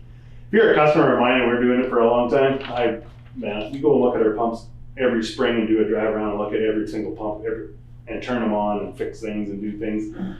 It's called a rain day project for me and my employees, or just even my employees that ran 2 inches. It's like, well, we're not doing anything anyways. Go look at them. I'd rather be looking at the pump before the farmer does it. If the power went out or something happened, I get to go there and turn it on. He comes by and sees it running. What did it do? Make me look good. That's my opinion. So That's the best one here. yeah, right. Like, I don't know what everybody else does, but I'll back what I'm doing for. If I can show up there and it's even 10 years down the road and I look at it and go, oh wow, that's something I did, there's things that can happen, right? It's all, somebody could miss a connection. And we went through a bunch of years where there wasn't a lot of rain. I could come back 5 years later when all of a sudden, now we're kind of seems like we're hitting a little bit more of a wetter cycle, or at least last year and the year before a little bit. If I came back there and dug something up and it was something that, well, you can tell. Was it a human error or was it whatever, right? We hit rocks sometimes. You know, could pinch a pipe off or something like that. Yeah, definitely I'd be going back and warranting 100%. And then the next question I have is like, let's just pretend. Yeah. There's going to be a problem on this one. Yeah. And it's going to negatively impact our infrastructure. Yeah. So a neighbor calls the CAO calls you, or the CAO calls the farmer, and at what point, who is responsible? Because I just want to make sure, like, who's going to get called?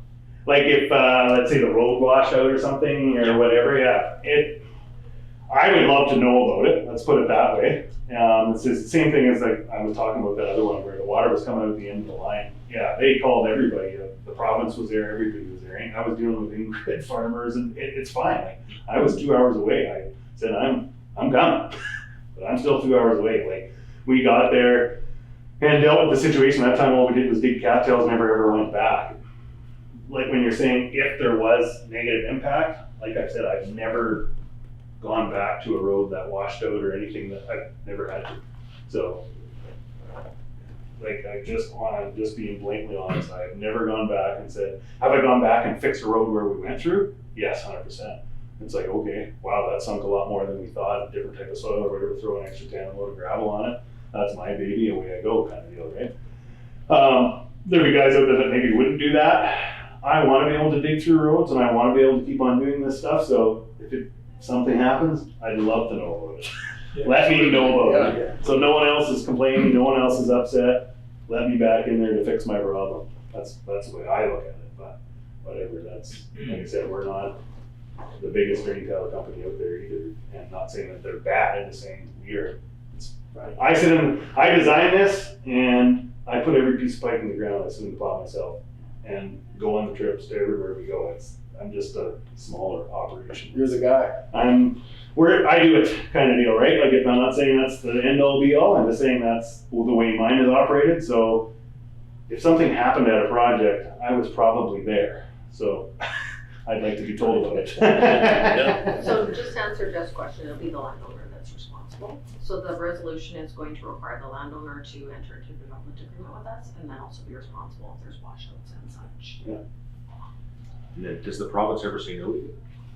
No, like, have I ever been told no? We have issues where, like, if you're dealing with wetlands, right? So this is the way I look at it. The RM looks at where the water's gonna go, what's gonna happen. And this is different, it's going into a creek. Sometimes I might be directly putting it into your RM ditch. You wanna know where that is, where it's gonna go. Does a mile down the road, and in a lot of scenarios, I should know that too. Does a mile down the road, does it cross some neighbor's field and run through a place that he farms?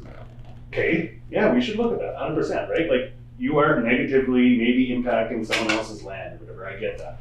But if you sign off on a ditch and it stays in a ditch and goes to a main waterway eventually or whatever, then I go to the province, I have to send the exact same thing in there. What they're looking at is for the wetlands.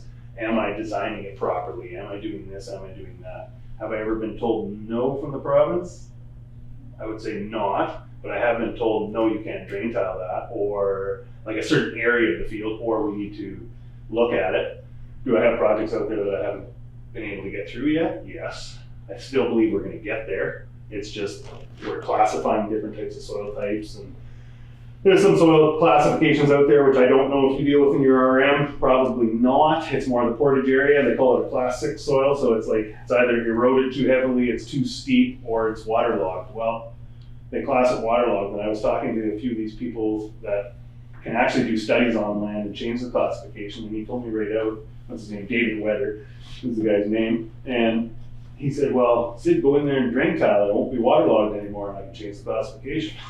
and it's land that's been farmed for 20 years, right? Like, it's just, some stuff in the province is quite outdated, I would say. They're still looking at 1980 maps or whatever for wetlands and different things. You can go look at Google Earth and it's like, he's farmed it for X amount of years. Does he have problems in areas? Yes, 100%. But this is just me arguing my point. Do we need to drain every slough, every duck pond out there? Absolutely not.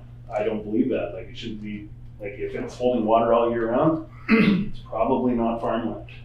Maybe it could be, I'm not telling you that, but we do have to have some regulatory things or whatever. They have a class 3 wetland. I don't agree with very much at all, because it's called, if it holds water in the spring and the farmer had to wait, let's say, an extra few weeks to farm it, then it's called a class 3 wetland. They have a buyback thing on it. The farmer can either buy it back, we can relocate it and all this stuff, which, I don't know, it drains away. Used to be back in the day, the farmer would go back in there and seed it and farm it anyway. Now the farms are getting bigger, the equipment's bigger, it's not practical, so you don't do it, it just ends up being a weed patch or whatever, right? So those are the things, to answer the question, that we would get told no on. Sometimes we buy them back, sometimes you don't, or whatever. You can't do that area. Well, I hate to be rude to you. I thank you for your information, Yeah, but we got a heck of a pile of stuff. I to can cover get out of here, no problem at all. I thank you very much for. That was the hook. You just- No, which is fair. And that's fine. Awesome. You can keep them all if you want. No, it's cool. No, it don't matter at all. This is just, I think something, I can leave it all here. It don't matter to me. It's just Yeah, that sounds good. papers I printed off, so I'll leave them there and I will get out of here. Anything else? Melissa probably has my contact information. Just Yeah, if there's any call. questions of council, I can just send them. Forward it to my email or whatever, not saying that I'm the politician behind it all that knows everything and just whatever. Well, I thank believe you. that I can answer something here and there. Oh, perfect, thank you. Thanks so much. Thank you very much. See you later. Later. Okay, we're reconvening. Here we go. Be it resolved that this regular council meeting reconvene at 11:30. Go for it. Moved by Sure, yes. Ernie, sure. So we're going back to gravel. Back to gravel. So I had sent out an email to everybody to get your gravel maps in so we can understand how much gravel we're going to need per ward so we can tender the gravel out. I believe every year it's done in February, the tender goes out. So I have included the last year amounts for everyone. And I had requested that gravel maps be submitted for today. I didn't do mine, but I'll work within the numbers we had from last year. I Okay. promise. I did mine. That's the same as me. I don't know how you can do them because you can't see most of the road. This is it, yeah. Yeah. Some areas. Yeah. As long as I know the quantities that you guys are wanting per ward and from what location, I can tender it in that way. And then the guys that are doing the hauling and spreading for us, then they know where they're gonna have to pull the gravel Right. from Yeah, no, that's fair. to apply. That works for me. So last year we had tendered out 32,200. I had missed the 2 miles on PR's 471, so that's been added in, so we'll have to allocate yardage to that 2 mile section. So my request is to get approval to tender up to 35,000, and then depending on where the gravel lies in each ward, then we would just section it out for the wards. Works for me. I have a motion whereas tender for gravel loading, hauling and spreading will be required for 2025. Therefore be it resolved that the council of the RM of Rosedale agree to tender not more than 35,000 yards to be spread amongst the 6 wards located in the municipality. Could I have a mover, please? I'll move it. Dave Tyrick. And a seconder. Ron Cossington. But this is not counting the PRs, No, it includes the PRs. Every year it includes the PRs. but not, like on our maps, doesn't include the PRs. No, every year it includes, so if you guys have a joint PR road, so you and Jeff have a joint Yeah. PR, I would expect you guys communicate, okay, Right, yeah, we did. where are you gonna put gravel, where am I gonna put gravel? If you wanna section it up, you're gonna do these 3 miles, he's gonna, doesn't matter to me, just I don't want it duplicated. So whatever we're gonna put on that PR 471, just have it on one map or Okay. the other map, and then we can decide what we're doing from there. But Okay. I've included what we tendered out last year in the agenda, Mhm. so you can see per ward, per pit, and the quantity also. And then at the bottom is PRs. So last year we tendered 32,200 yards, Right. which included all the PR roads. In that case, I will voice my opinion that it should be 38,000 yards. Wow. No, I don't agree with that. 35 is good.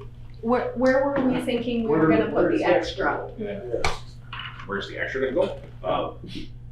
Well, I have, because I've done my gravel mapping here, Mhm. I put in what I want, Okay, which is 8,700 yards, How many? 8,700. Oh, No. wow. 8,700 in your ward. And you're graveling back roads? Yes. A little bit. Yeah. Yeah. Yeah. That should not be allowed. I agree. Back roads, no? Why is that? Well, Because it's gonna cost us more to fix them later.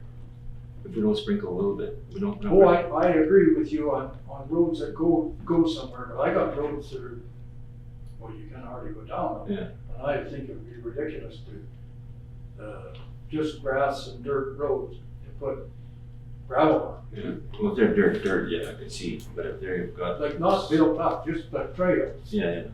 Oh, yeah, like, yeah, across farm fields, yeah. But if you got roads that are built up already and have gravel on them a little bit here and there, why would you wanna maintain that? And that's what I park in, stuff that's got gravel on it, Well, 75 yards per mile. I find that 8,700 yards in one ward is a little excessive. Extremely excessive. That's about 3,000 too much yet for your work. Exactly. Because some of your gravel last year could have been put on different roads, and some roads were over gravel. So I'll say again, my preference would be that the grader operators, the mowers, and the public works foreman would look at the roads that they're working on and maintaining, and that they would put in what they think should happen, and that should be collated and put into the CAO to make the gravel map, saying this is what Public Works recommends goes on each road, just for maintaining the infrastructure and rehabilitation and long-term goals, and then says we need this much and it's going to cost this much. Does council want to authorize spending that much? But if you're going to say that, if you're asking me to represent Ward 3 and say how much gravel do we need in Ward 3, then feel free to cut it back, but the request is for 8,700 yards. And in the note that the CAO put in, saying quantities can be adjusted by Public Works based on, there was that, your disclaimer in there. If Public Works decides that's too much, so be it, because I defer to the expertise of Public Works. They know more about maintaining the road than I do. I've always talked to our employees, But we're not the allowed. grader operators. So if you then take your map, like, give it to them, and let them redo it, and see what it comes back with. Or give them a blank map, don't even take your map, just give them a blank map. And No, then see. I'll give them the marked in map, and if they No, decide, I do it, because how are they gonna be unbiased to look at your map and then, okay, well, this is what he wants. Take a blank map and go ahead and do it. And Okay, then, just for just- clarity, we're gonna present to Public Works and they're gonna supply information or feedback. So Mhm. I'm not saying we're scrapping your maps, I'm saying I'm gonna present them to the Public Works folks and say, what do you think? What did you see on this road? Do you think we need that much? And then possibly adjustments could be made, but maybe no adjustments would be made. That's exactly what happened last year. All the maps were submitted, there was duplicate gravel applications on some of the maps, and then we adjusted accordingly. Cause if you put 200 yards and then Ron put 150 yards on the same mile section, of course we didn't put 350, right? Which it. well, that's just common sense. Yeah. But that was the situation last year. Yeah. So that's what I'm referring to when I'm saying Public Works and myself will review them, just to make sure we don't have duplication and such. I know that some of mine on a few miles because what was put on last year, it just wasn't enough. And I don't know what else do you do? Mhm. People complain, money. Well, and there's several roads, like in Ward 3, where there's secondary ditches and the high shoulders, right? So if you don't have a crown on the road, you can't nail it down. How much extra fuel was burned all winter plowing snow that might not accumulate if you had a crown road? You can't say that with certainty. There's a lot of uncertainty to that, but you can say best practices is that you have a crown road and drainage. And if a bunch of your roads don't have crowns, don't have drainage, and have secondary ditches, then work has to be done. And if we've been under graveling since 1994, at some point you have to stop under graveling and start rebuilding. And rebuilding costs money, and I think that's what we're at. It's not whether 8,700 is too much, it's whether the other wards aren't asking for enough. And I get that there's only one ratepayer, I get that we're facing financial pressures, because nothing is an easy decision when everybody is facing fiscal restraint. But still, I have a map there that I think represents the real world, and if that real world has to get cut back because of finances, so be it. But it doesn't change what it needs, it changes what we're willing to spend. Well, the guys can look at the map, if you looked at your map and went, well, yeah, I agree with this part, but well, this would make it look too much, or it's not enough, or whatever. They can shovel it around everywhere here and there, just by looking at the map, and they'll know more on that road than like say, most of us go. Cause they can go take your drive around in the spring and go, oh, yeah, you know. But they're still gonna know better than me because they know what they're moving. That is not moving but dirt, well, guaranteed it leaves a little more gravel than what we're doing.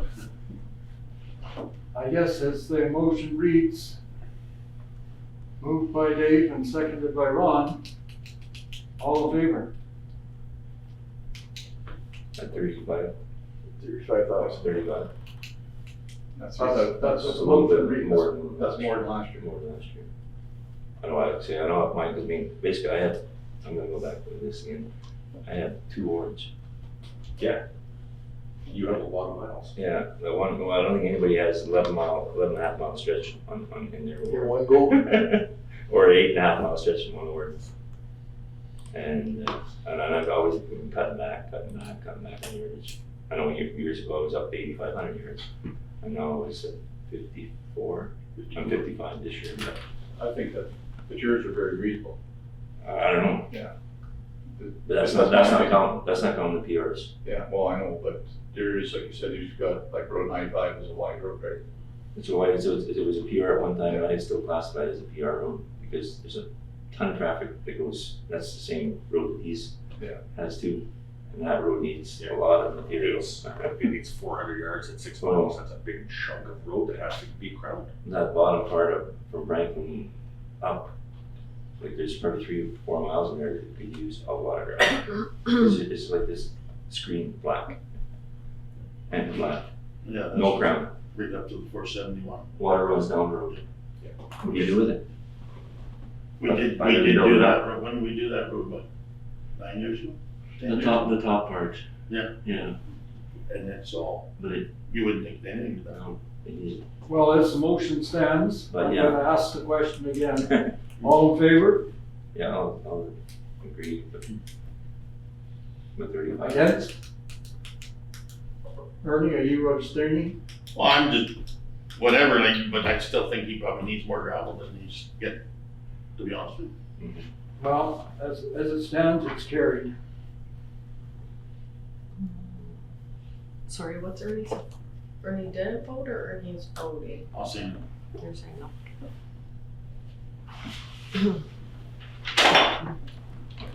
Oh, okay, what's next? Oh. That's what we want. No, I got lots. I was just writing resolutions like crazy. Better take away your paper thing. Oh, that's the wrong one, because we have office closures first. Oh. I wonder if I moved something.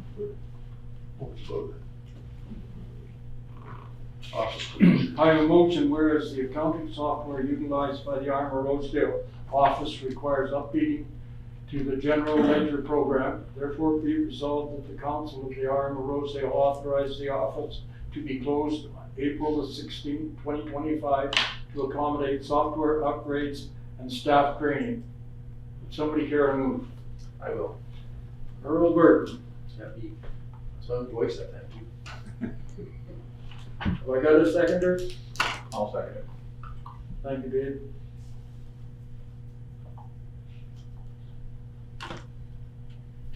All in favor?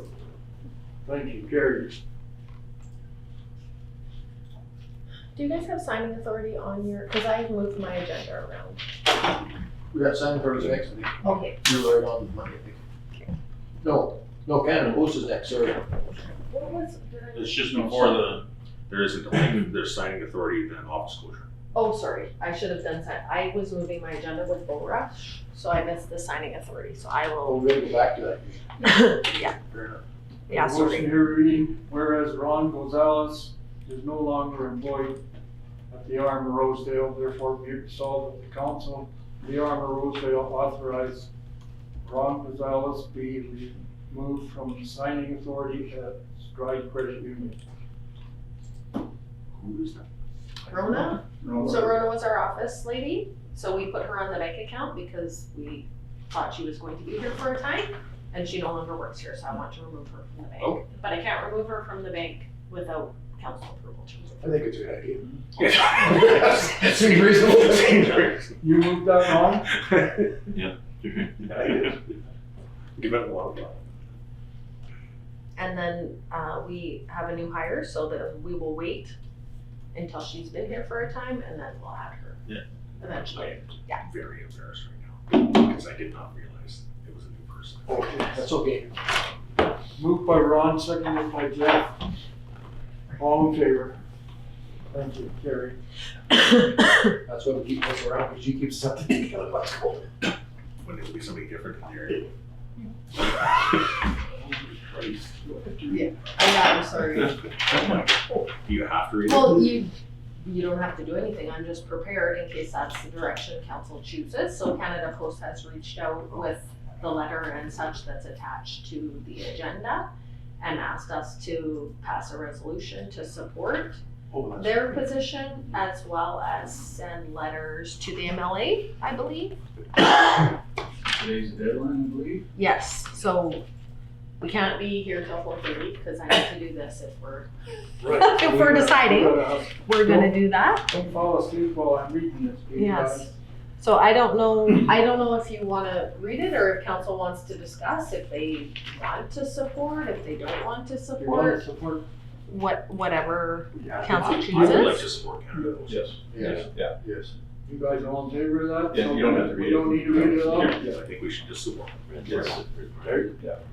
So there, Somebody's gonna move it then. Sure, I'll do that one.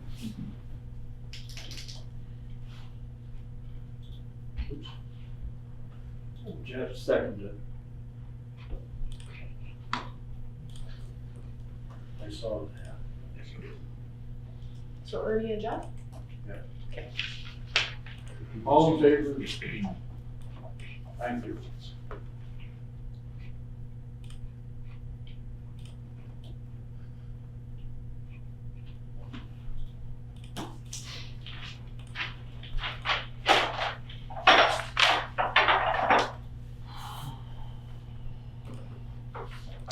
Just a housekeeping item. What's that? This is just a housekeeping item, so we did subdivision for the Petches, I believe. Oh, maybe not. That's his mom and dad. Yeah, this is a different This one. is- This is just a development agreement for a pit that he's wanting to, that planning has sent to us to get approval to have signed. Got a motion here, whereas a development agreement was requested related to the west half of 1516 WMZ WPM, title number 2821-089 by Nathan Betts. Therefore be it resolved that the CEO and the Reeve of the RM of Rosedale be granted the authority to sign the development agreement as written on behalf of the municipality. Got a mover? I'll second it. Thanks, Dave.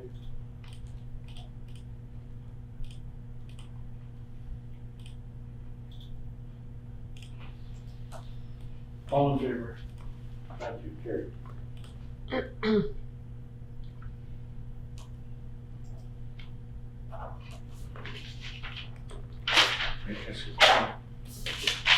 I'll ask a quick question. Sure. So part of the development agreement here is like, refers to the monuments. And that they'll have to bear the cost of, any survey monuments that are disturbed must be replaced. When, last year, I think it was, there was 6 or 7 monument invoices in a row. And then they seem to have just disappeared. Like, was that just a coincidence? Like, why were we spending so much money on restoring monuments for a while? Like, what happened there? I think that land changed hands. Yes. When you sell your land, they resurvey to sell the land or whatever, and then monuments were missing during those sales, and now the land sales has kind of slowed it down. Okay, so in this particular case, anything that happens is his responsibility. But in a land sale, Dave, Yeah, there's a chance that the RM has to pay for that if restoration. that monument's missing, yes, absolutely. That's how because you gotta go back to somewhere to get the survey. Right, start. Start the survey from, so. But to mark his pit out, that'll be all his expense. Right, I would yes. suppose so. Right, absolutely. And then the province does repair monuments. But I agree, They have a they schedule seem to of come repair. here. I Maybe used to matches. think one time they were work project. Yeah, they could. Big work. Seemed like every year there are 10,000 of them or something show up. Do they come and talk to you before they come into Rosedale? No, they have a plan that they have in place of all the monuments that they're going to restore throughout, and they They invoice let you us. know that before they do the work? I think they're supposed I to. don't think so, I haven't seen the plan, so they would invoice us, and then we would pay the invoice, and then we would submit that invoice back and get half of the money back. That Remember we it did this cost. years Years ago? ago. Yeah. We asked the same question, they still don't do the same thing. They still go and do it on their own. They drive around, look for things that are missing. Exactly. So, I can touch base with Janet and see what the plan is. I thought that they were supposed to notify the municipality before they came to work. Well, everybody else needs approval. Exactly. Water needs approval, building needs approval, call for seat approval, it's gotta be, should be some kind of approval. I think it's a courtesy thing too. Yeah. It should be. Whereas section 365-2 of the Municipal Act provides the council may any year designate the immediately preceding year or any earlier year as the year for which properties, the taxes in respect of which are in arrears for the year must be offered for sale by auction to recover the tax arrears and costs.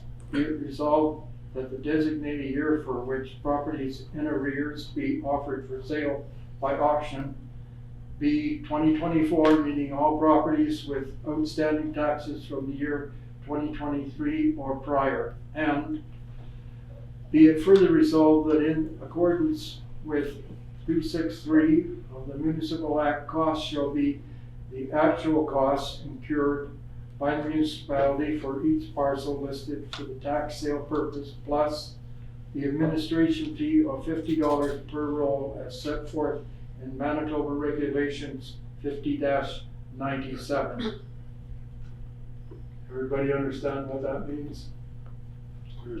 I got a mover, please. Thank you.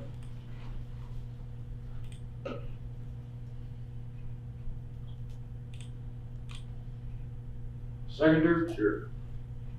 Thank you, Earl.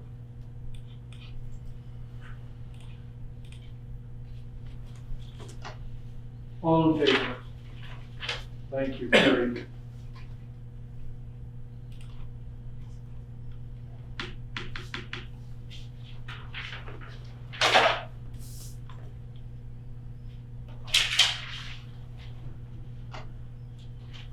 I have another motion here whereas correspondence was received from tax services to request the date for the 2025 tax sale, and whereas tax sale is scheduled to take place on October the 16th, 2025, therefore be it resolved that the RM of Rosedale place a reserve bid on all properties in the amount of all arrears and costs in respect of each property, and the CAO be authorized to bid on the property.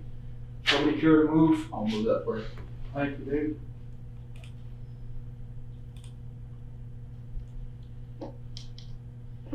Seconder? Sure. Sorry.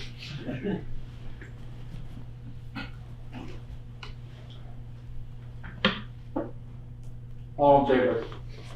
Thank you. Carried.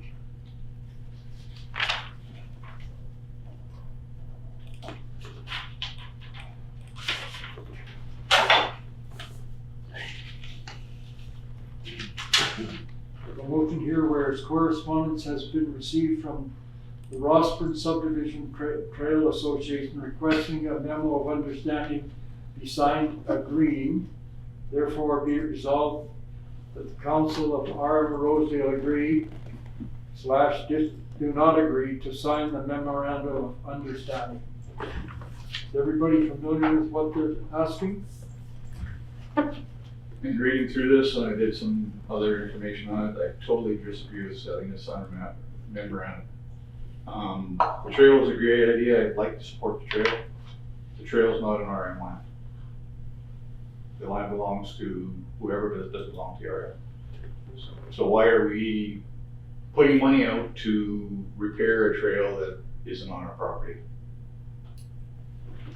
Well, support a trail, trust me, it's a great idea. They're getting funding from the Manitoba government, Trans-Canada, and everything else. There is another funding aspect that's taking place April 1st to 2024 Anybody with an ORV is paying $25 when they insure their vehicle, and that money is going to your fund as well. And ORV is off-road vehicle. Yeah, I heard. So if you have a snowmobile that's registered, you're paying $25. It's mandatory. If you want to keep your registered snowmobile, ATV, whatever. There was no people ask the question, do you want to pay for it or not? It's just mandatory. So there's a lot of people are going to start, that may go forward and may not be registering a vehicle because of that. So that doesn't give you any right to go in the trailer, or it does? You still have to buy a snow pass. You still have to buy a pass? A snow pass on top of that, yeah. And I think you're starting to see that probably snow passes are going down over the years in this area. And other areas, I think, of the province there may be an uptake. But if you look at, I know the trail here has been groomed just recently, don't see any fresh snowmobile tracks on it, they're getting less every year. So, great idea, support the trail, 100%. But for the RM to be putting ratepayers dollars out for this, my ratepayers are not in favor of We're it. not in favor of that. I speak for the ratepayers of Rosedale. Has anybody else got comments? The mowing the wider path, so I'm sitting on that committee, or representative with Ernie. Yep. And that mowing the wider path is like, coming at from the environmental standpoint, it's like we're killing a lot of habitat by mowing that wider path, because that's like, there's lots of native bees, there's lots of native insects in that stretch that are not pests for agriculture, but have nowhere to live anymore. And that wider path is removing habitat for our native bees. So I'm opposed to it for that reason. I understand what they're doing, like, because you get into like the Honorable area and whatnot in Sandy Bay, like that's some real tourism up there. But on this end of it, it's the snowmobile club in the wintertime. Exactly. We get a lot of traffic from Erickson through Minnedosa, that Minnedosa Trail. Yeah. We've got some this way in Equal, but it's well used from Erickson right to Minnedosa, boy, hard. Yeah. It gets And beaten east, hard. west. That way from Erickson, that way, supported there's way more activity up here. This end is very limited amount of activity. Used to be lots, but now Neepwa's harder and harder to get into for people, so they go to Minnedosa because they can get in there. Right.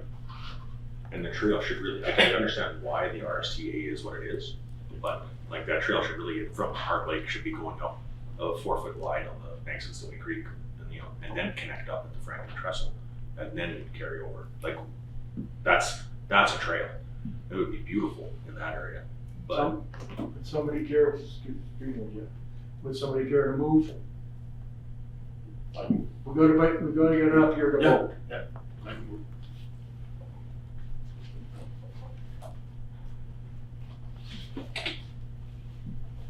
Sanger? Ron? I do have a concern.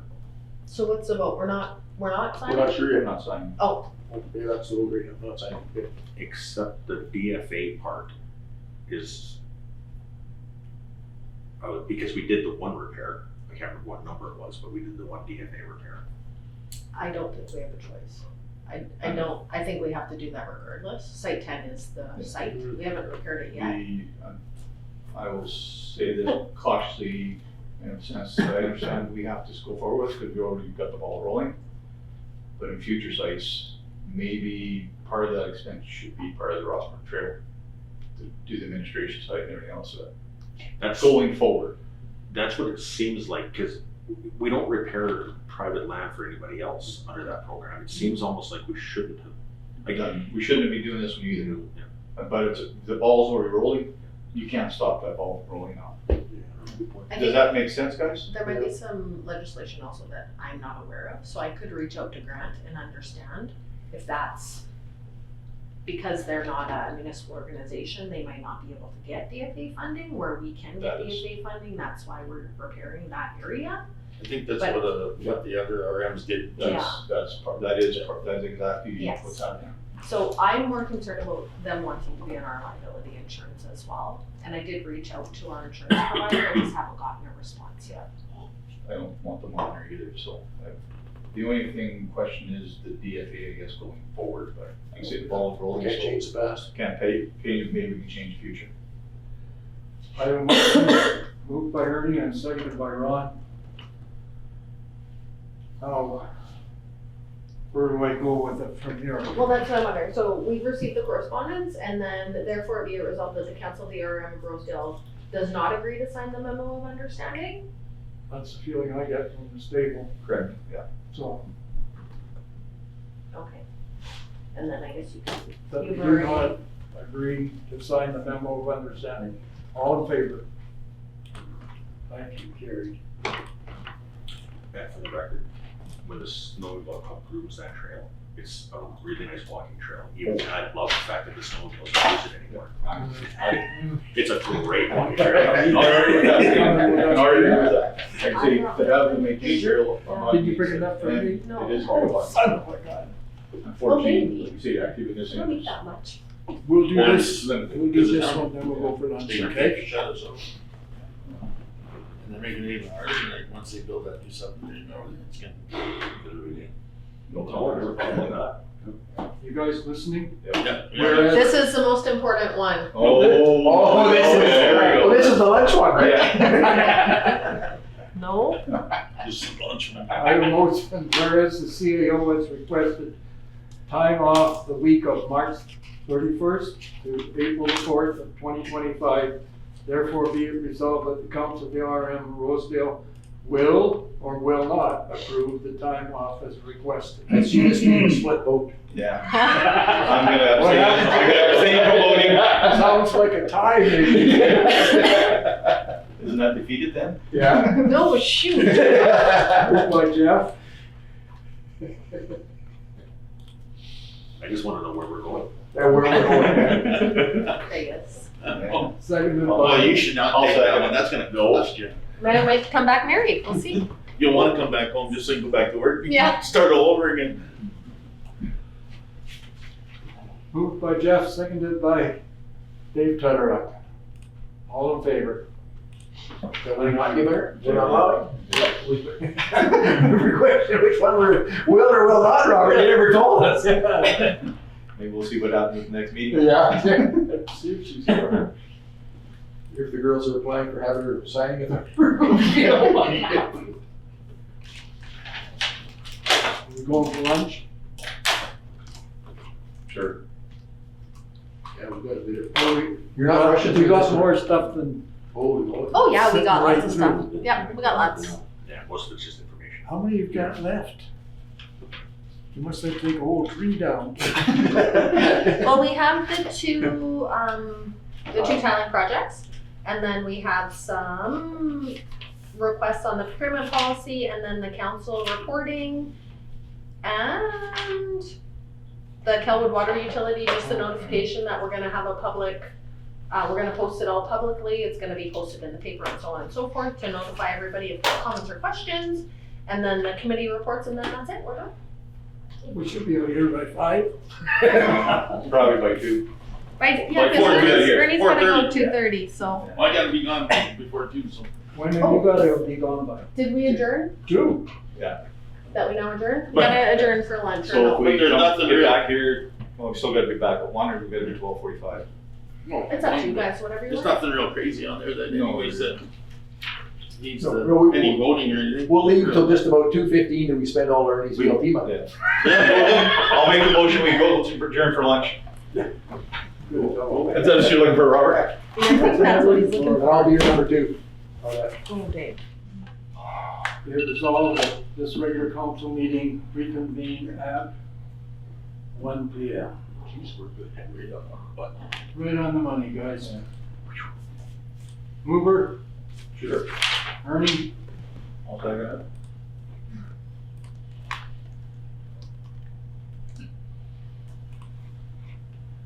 Dave Tutterup.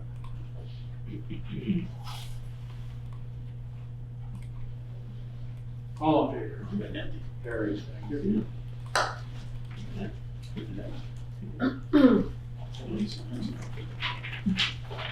So So if you guys all refresh again, your agenda will change, because I just added this reconvening. But you're fine, it'll be the same one. Hard You on can the just, battery. you can say, you're in council committee reporting now. 10-9, right? 9-9. 9-9. Anyways. Carry on. I have a motion here, whereas a request was made to have council members provide updates related to committees that council member is assigned. Therefore, be it resolved that the council member will request meeting minutes be forwarded to the RM office and provide verbal or written updates at council meetings as per the frequency of the committee meetings held. Mover? Jeff? Sigler? Ron?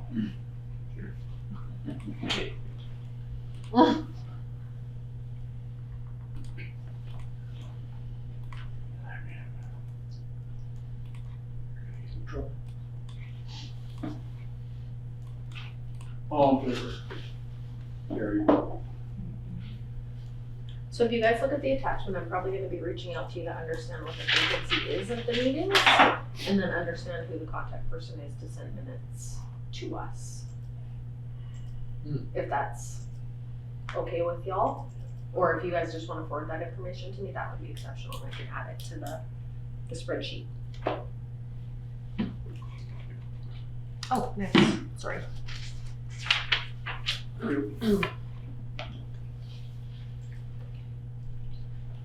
Have a motion here, whereas a request was made to update the procurement policy to ensure a Buy Canadian approach is implemented. Whereas a request was made to send letters to support MLA to encourage removal of restrictions on interprovincial trade barriers. Therefore, be it resolved that the Council of the RM of Rosedale agrees or does not agree to update their procurement policy. Furthermore, be it resolved that a letter of support will or will not be sent to local MLA. Guy Mover, please. I just wanna give Thank some you, Jeff. information, sorry.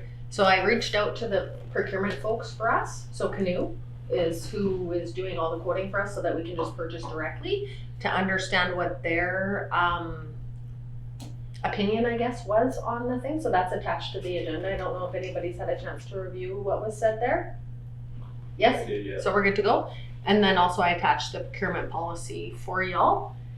And then the things that we're purchasing would be culverts, gravel, Canadian type stuff that we have to purchase regardless. I think that interprovincial trade barriers is something they gotta get cleaned up. Understood? You know, if it's good enough in Manitoba, it should be good enough in Saskatchewan And vice versa the other way. and the other way around. Yeah. Yeah, absolutely. I have a motion moved by Jeff Henderson and seconded by Earl Burton. Whereas a request. Now, how do you decide whether you agree or you don't agree? Well, it's up to you guys. And We what agree. do you So wanna? you ask the yeah, question just circle. as you agree, Yeah. and then they vote against if you agree, or you say we don't agree. Well, I'm just giving you the resolution for you guys to make a decision. Yeah, I know. So I don't wanna create two of them. So then I just Oh, put let one me so you create. can I know.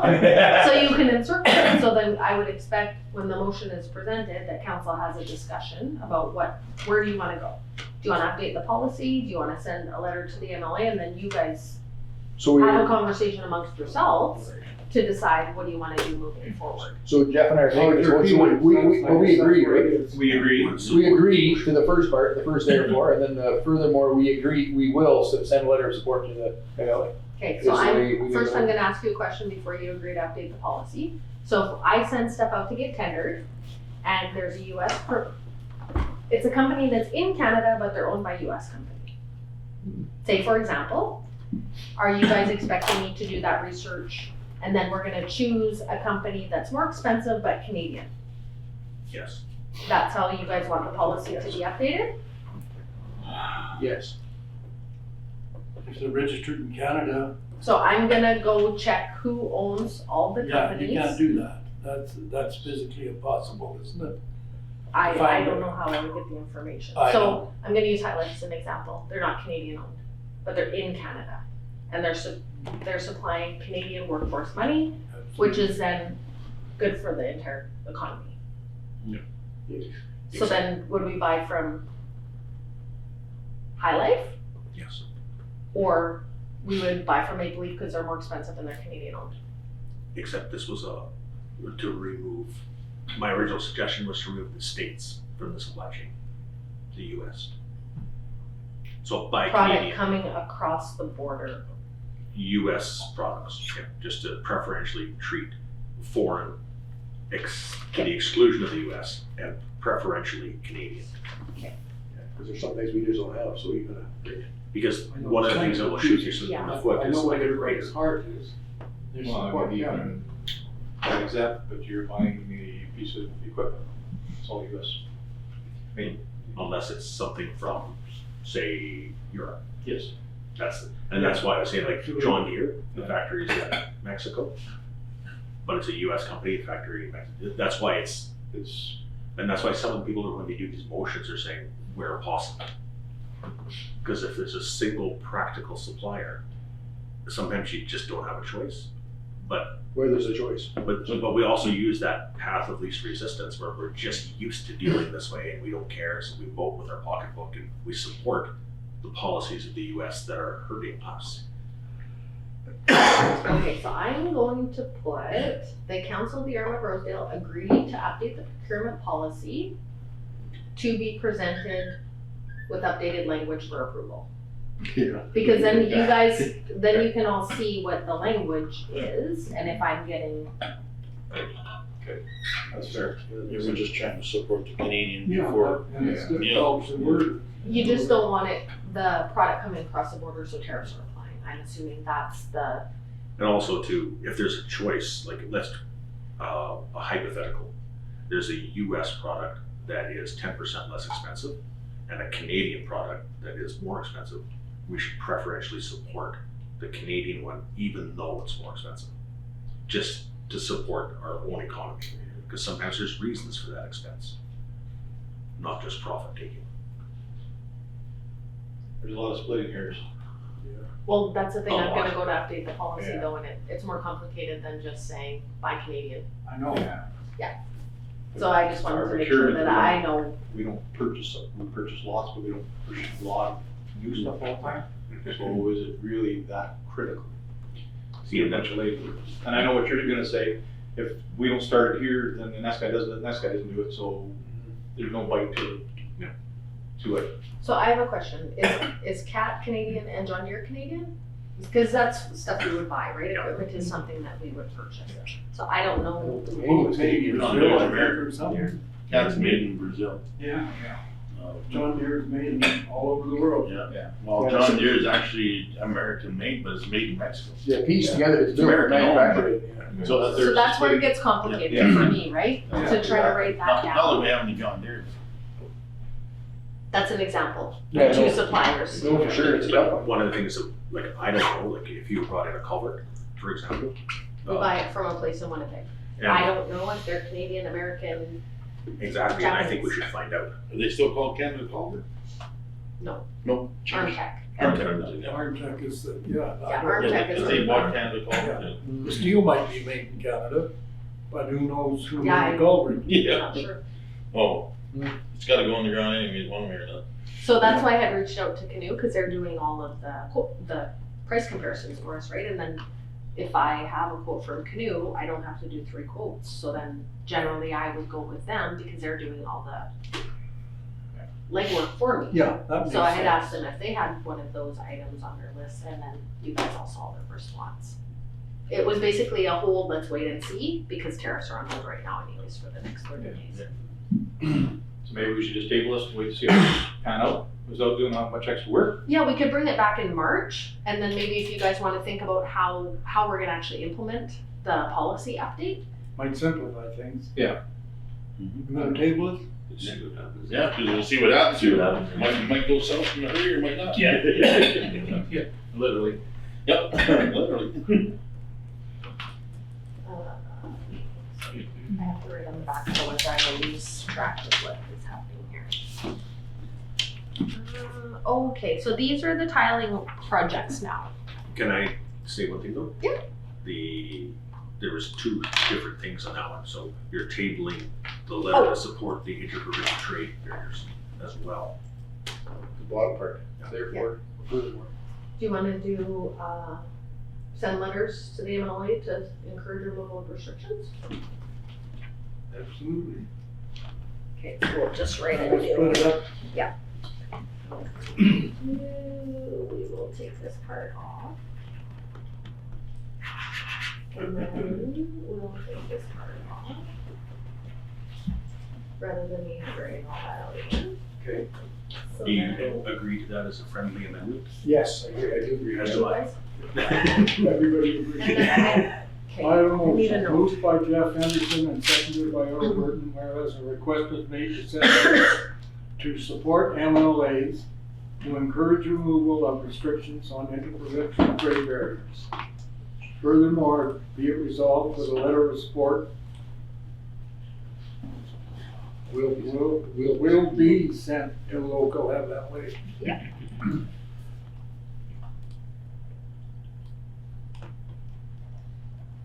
This is kind of a mess. You didn't start it though. All in favor? Thank you. Carried. Yeah, we know the one we can do, that's easy. Yeah, that puts the work on someone else. Yeah, exactly. After all, okay.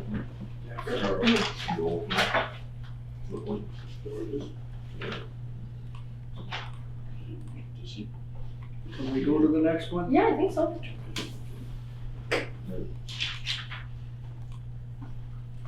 I have a motion, oh, you're looking for something? Looking for this project. Oh, this, the 34 or 32, Yeah. 32, 15, 15? That's, Whereas a request to install tile at the southeast quarter of 3215 west from Stefan Lavoie has been received. Therefore be it resolved that the Council of the RM of Rosedale has reviewed and approves the tile project proposed, providing that Article 1, the applicant enter into a development agreement with the RM of Rosedale and be registered on title. Article 2, the setback be 125 feet from the property line or a variance order to be obtained to reduce the setback from the required 125 feet to proposed 25 feet. Furthermore, be it resolved that the Council of the RM of Rosedale authorize the CAO to sign a landowner consent form. Could I have a mover, please? Sure. Ernie Shearer.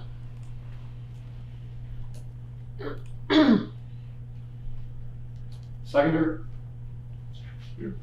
Ron Cosmic.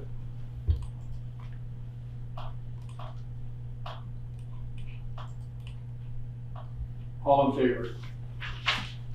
I have a question. I thought we, with the discussion with the young fellow that was here just a little while ago, about why are we doing the setback at all?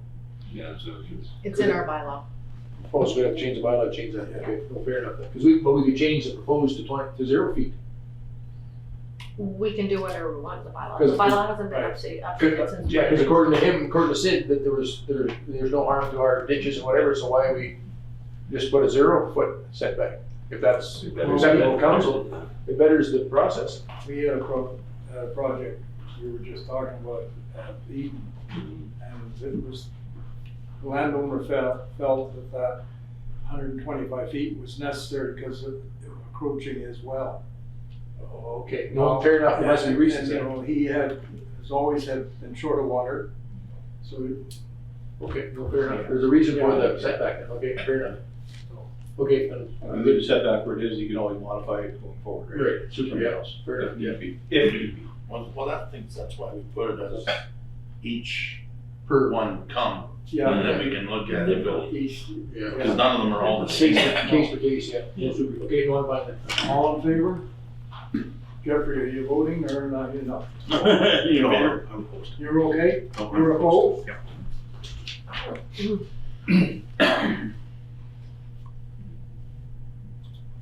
Guess it's carried, yeah. Yeah, it was pretty We safe. should have, if you wanted it marked down, we could have had Oh, that's a fine. recorded vote.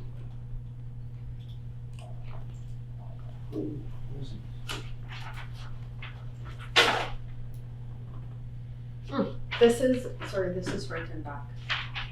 So this motion was already passed, and then we brought it back because water stewardship doesn't decide on culvert sizes, so we needed to remove that portion from the resolution. So the resolution is rewritten with the setback information included, with a development agreement included, and that I'll let our trustee chairperson read the lengthiness of it all. Whereas written notice was presented at the November 8th, 2024 regular council meeting to amend resolution 24/236. Whereas the council tabled the decision at the December 13th meeting, 2024 meeting, therefore be it resolved that the council amend the resolution with the following conditions. The landowner will be responsible for obtaining approvals from the drainage and water rights licensing grants for the tile project. The subsequent application will be required for tile within municipal ROW unless the applicant has an easement for the crossing. The landowner, item 2, the landowner will be responsible for damage to the RM property due to the implementation of the tile, such as culvert washouts and overland flooding. Item 3, the applicant must enter into a development agreement with the RM of Rosedale and have it registered on the land title. Article 4, there is a mandatory setback, be 125 feet from the property line, or the landowner may request a variance order be obtained to reduce the setback. Furthermore, be it resolved that the council of the RM of Rosedale authorize the CAO to sign a landowner consent form. Any questions? Could I have a mover, please? Yes. Earl Burton. I'll second it, Robert. Hey, Dave, thank you.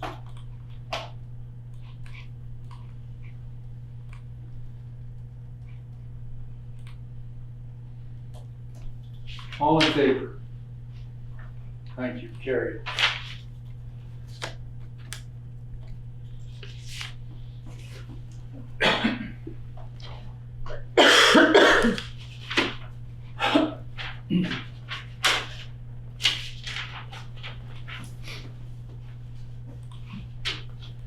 I have a motion here, whereas the RM of Rosedale has submitted application to the revised water rates for the Kelwood water utility. Therefore be it resolved that the council of the RM of Rosedale receive the draft notification of public consultation as information. Any questions? Mover, please. Sure. Thank you, Rob.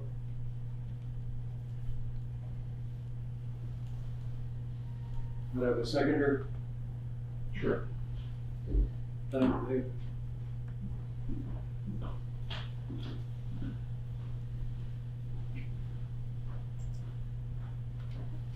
All those in favor? Thank you, carried.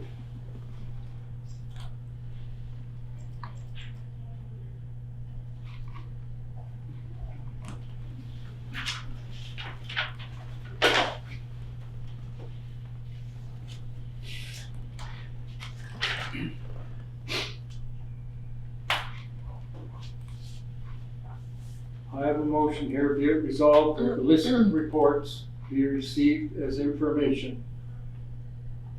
Article 1, or item 1, the LUD meeting minutes, December 26, 2024.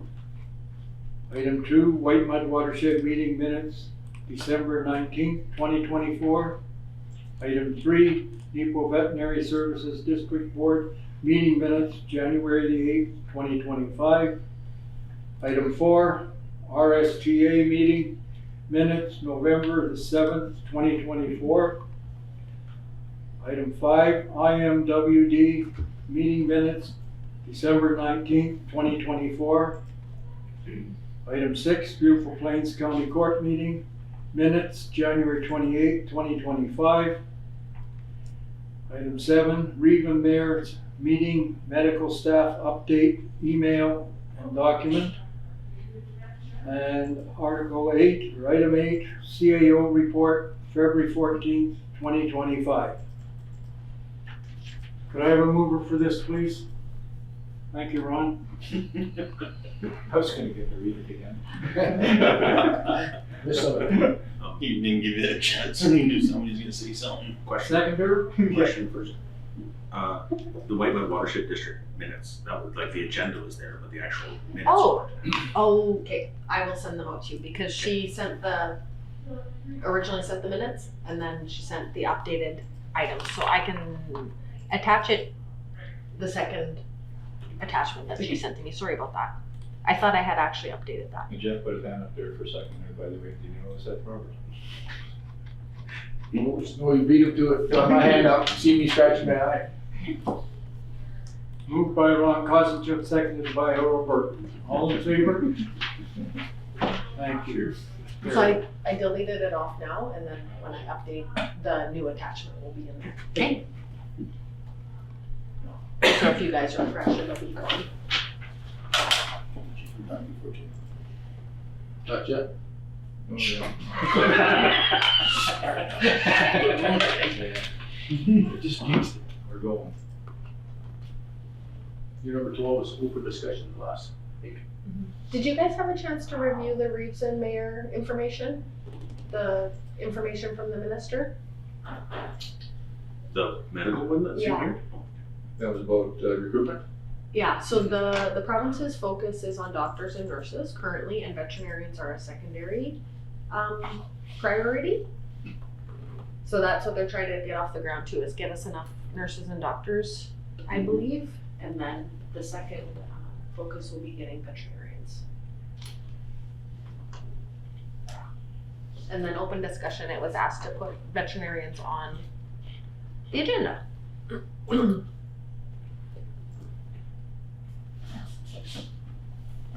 What about the CAO report? Are you gonna do it all out or just reading? If you guys want it, I didn't Well, I just wanna make bring a copy.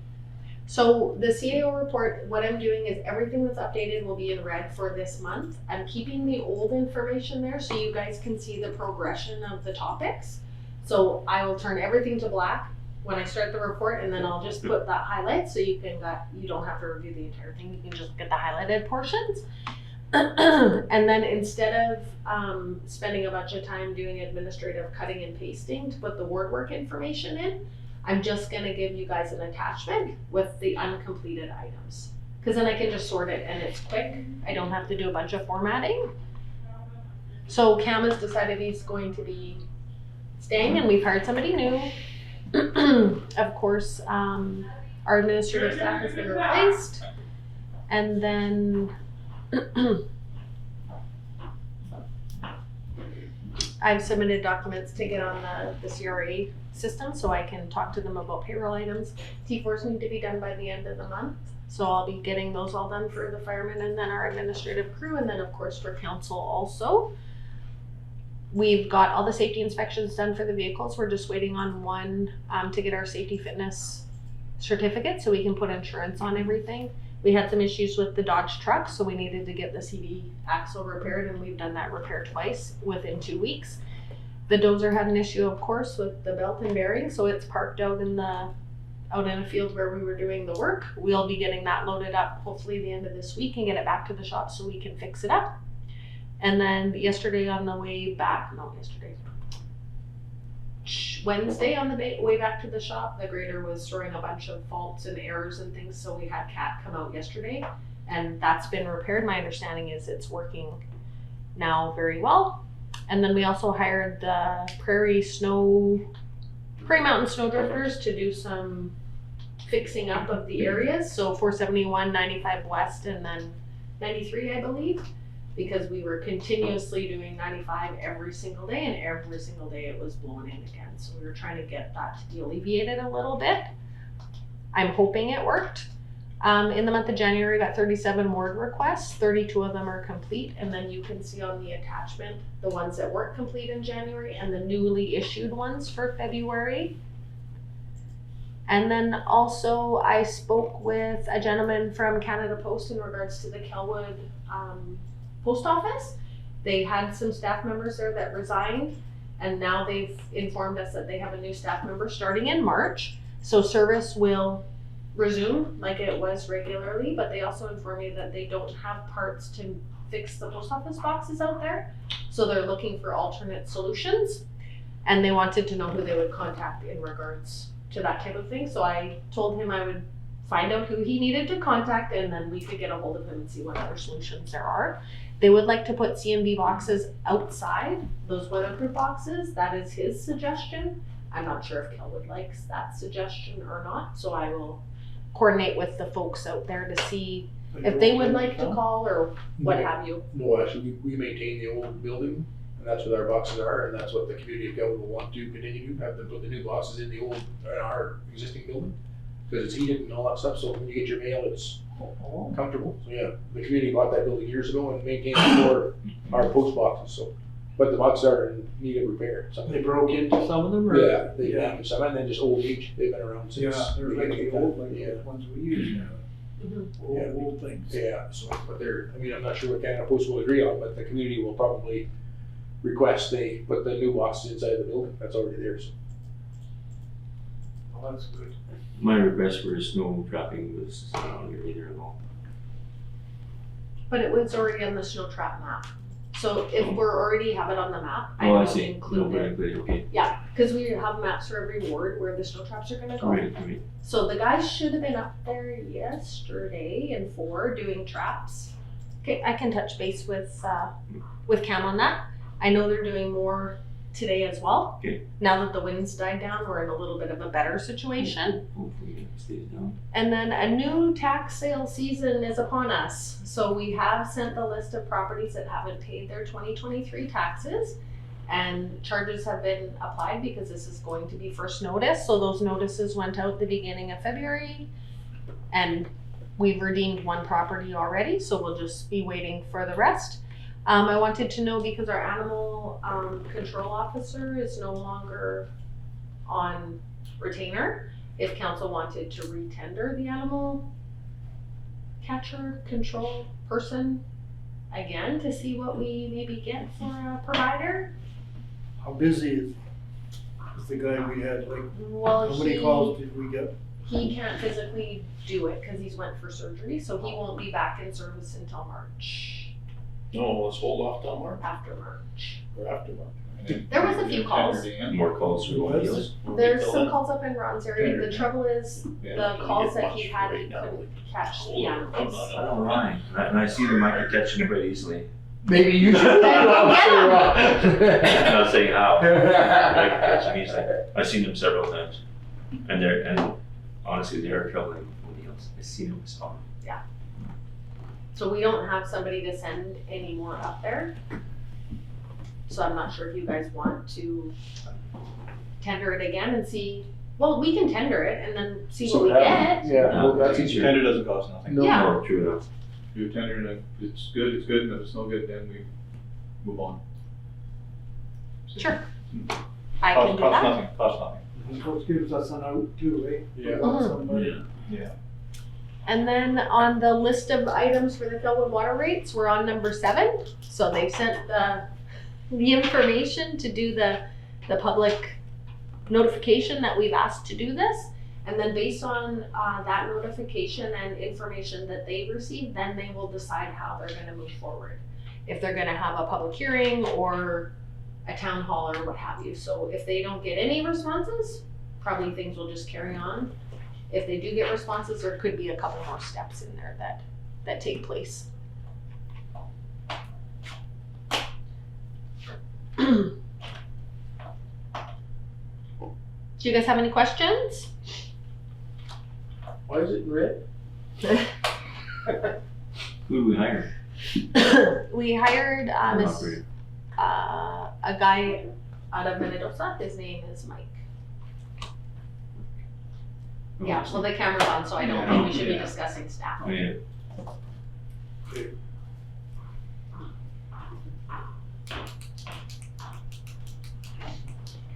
And then these are the chargeable ones, so if they're green, we're invoicing for those.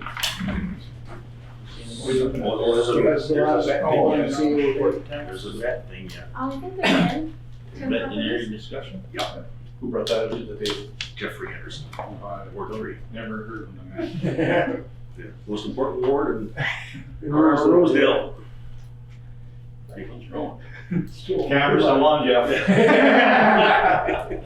Are we found all in one detail? So I, because I made that offhand comment to you at the last meeting about why don't we, or maybe it was you, I apologize. Probably, yeah, either one. About paying for a seat at the veterinary college. And so because I decided to do a bit of research on that, so one of the reasons I bring it up now is because I'm hoping that you guys might be able to tell me if I'm wrong in something. So the Rural Manitoba Animal Hospital Program was started in 1970 in Manitoba. The goal, it was under, the veterinarian's name was Jack Federick. So the idea was to put animal hospitals every 60 miles apart so that every producer had relatively equal access. The current act has been changed. It used to be 27 districts, but the current act has it down to 26 now. And then Manitoba was providing funding for 15 students. They bumped it up to 20. And they're going to keep it at 20 until there's 80 students enrolled. Right now they're at 70.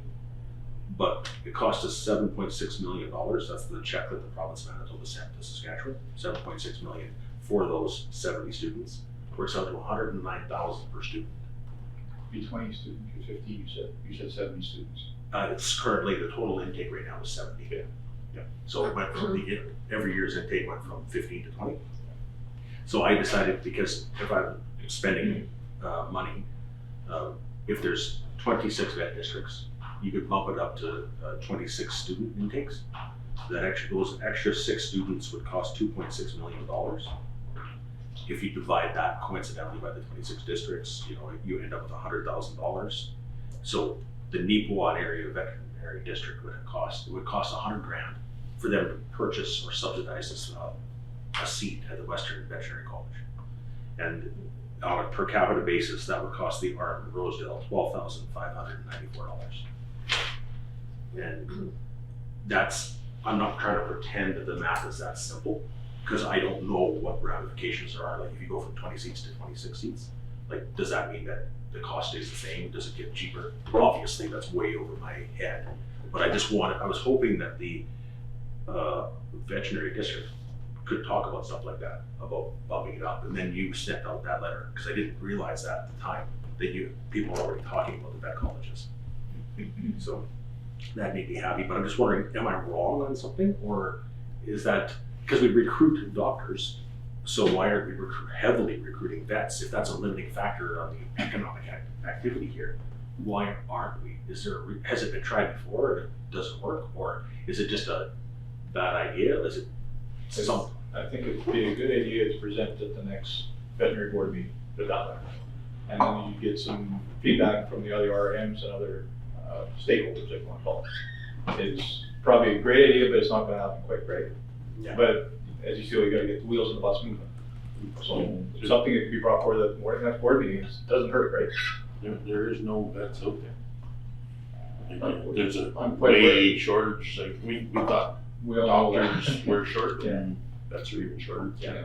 And people are recruiting them out of the states even. Recruiting and retaining, two different things. Yeah, well, that's a problem, right? And I know they're building 2 more schools in the States. Yeah. For vet schools. I think a lot of the people now that graduate are small animal vets, aren't they? Lots of them, Large animal vets are hard to come by. hard to get, Well, I guess Dr. Liz, I guess she's from the States too, I think. She's from one of the States. Yeah. She trained in where, the Caribbean or something? I forget. It was a while ago. It since wasn't in the States. I think she's from Minnesota, is she not? Yeah, she's up from Minnesota. She trained in some little other country, I believe. But it's a good idea, actually, like, to try and, stimulate some, something. If we can, because I called the registrar, what do they call it? The Manitoba Veterinary Medical Association. I talked to the registrar, and he was mentioning the same thing about how the States has got a vet shortage as well. He says, but that must be what you're talking about. He said they're taking steps to address it. That must be the extra colleges. Yeah, they're building more colleges because they don't have enough. And I think that They're coming. there might be a few people, like if we did a recruiting thing, there might be a few people that are tired of the culture war issues that are going down in the States, but I don't know that we'd actually get one of them. But I just think extra training, doesn't matter if we get one, but it increases the pool, right? And we have to, I keep saying the same thing, like at some point we have to pay for it. And I realize it's not an unlimited pot of money, because once again, I'll mention the fact that my taxes are ridiculously low. And I can afford to pay more, but there's people out there that pay a crazy high amount of taxes. And so I'm completely understanding that I'm in a weird situation where it's easy for me to talk about spending money. Because like, my taxes are stupid low. We can fix that. Yeah. We can fix that. We can fix that resolution paper. Every day I think to myself, when I get my tax bill, I think, this is pretty darn good. And then I get my water bill and I think it's practically free. Like You lived in Flin Flon too long? Yeah. Suffered from the north. My one little house up there, it's $1,800 a year now for water, and for town water, and $2,700 a year for property taxes. And it's a 800 square foot, 2-bedroom house. Like, it's not special. Like, it's a significant tax savings living down here. He used to live in this house sometimes. It does. Yeah. Well, we can see that that's changed. You do a special. We did a special levy just for you. Did you do the deal? Yeah, we're gonna be a heck of a Do deal. you need to Yeah. make a motion for that one? Yeah. But on the other hand, I'm willing to pay extra for vets, and I don't need one. Yeah, so. Exactly. Ron, you got anything you wanna bring up? No, can't say anything. No, Ernie? Good, thanks. Good, thanks, Stu, yeah. Only thing I wanna do is remind you guys, next month, we're starting at 9. Council meeting starting at 9, so. Well, the committee is gonna meet at 9, council The meeting. committee. Meeting starts at 10. Committee meetings. Discussion, maybe. Sorry. It's well said. We need it, Very good. Thanks, Robert. Thanks, Robert. Check the mail. The checks. The second check or the first check, that's. Yes. When is the next one? March 14th. March 14th. Yeah. We're at the end.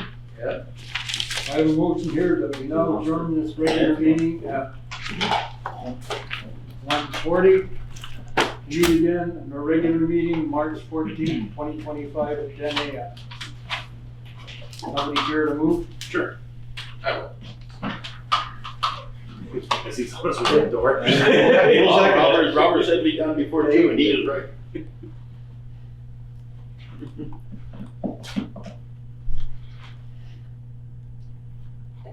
All in favor? Thank you.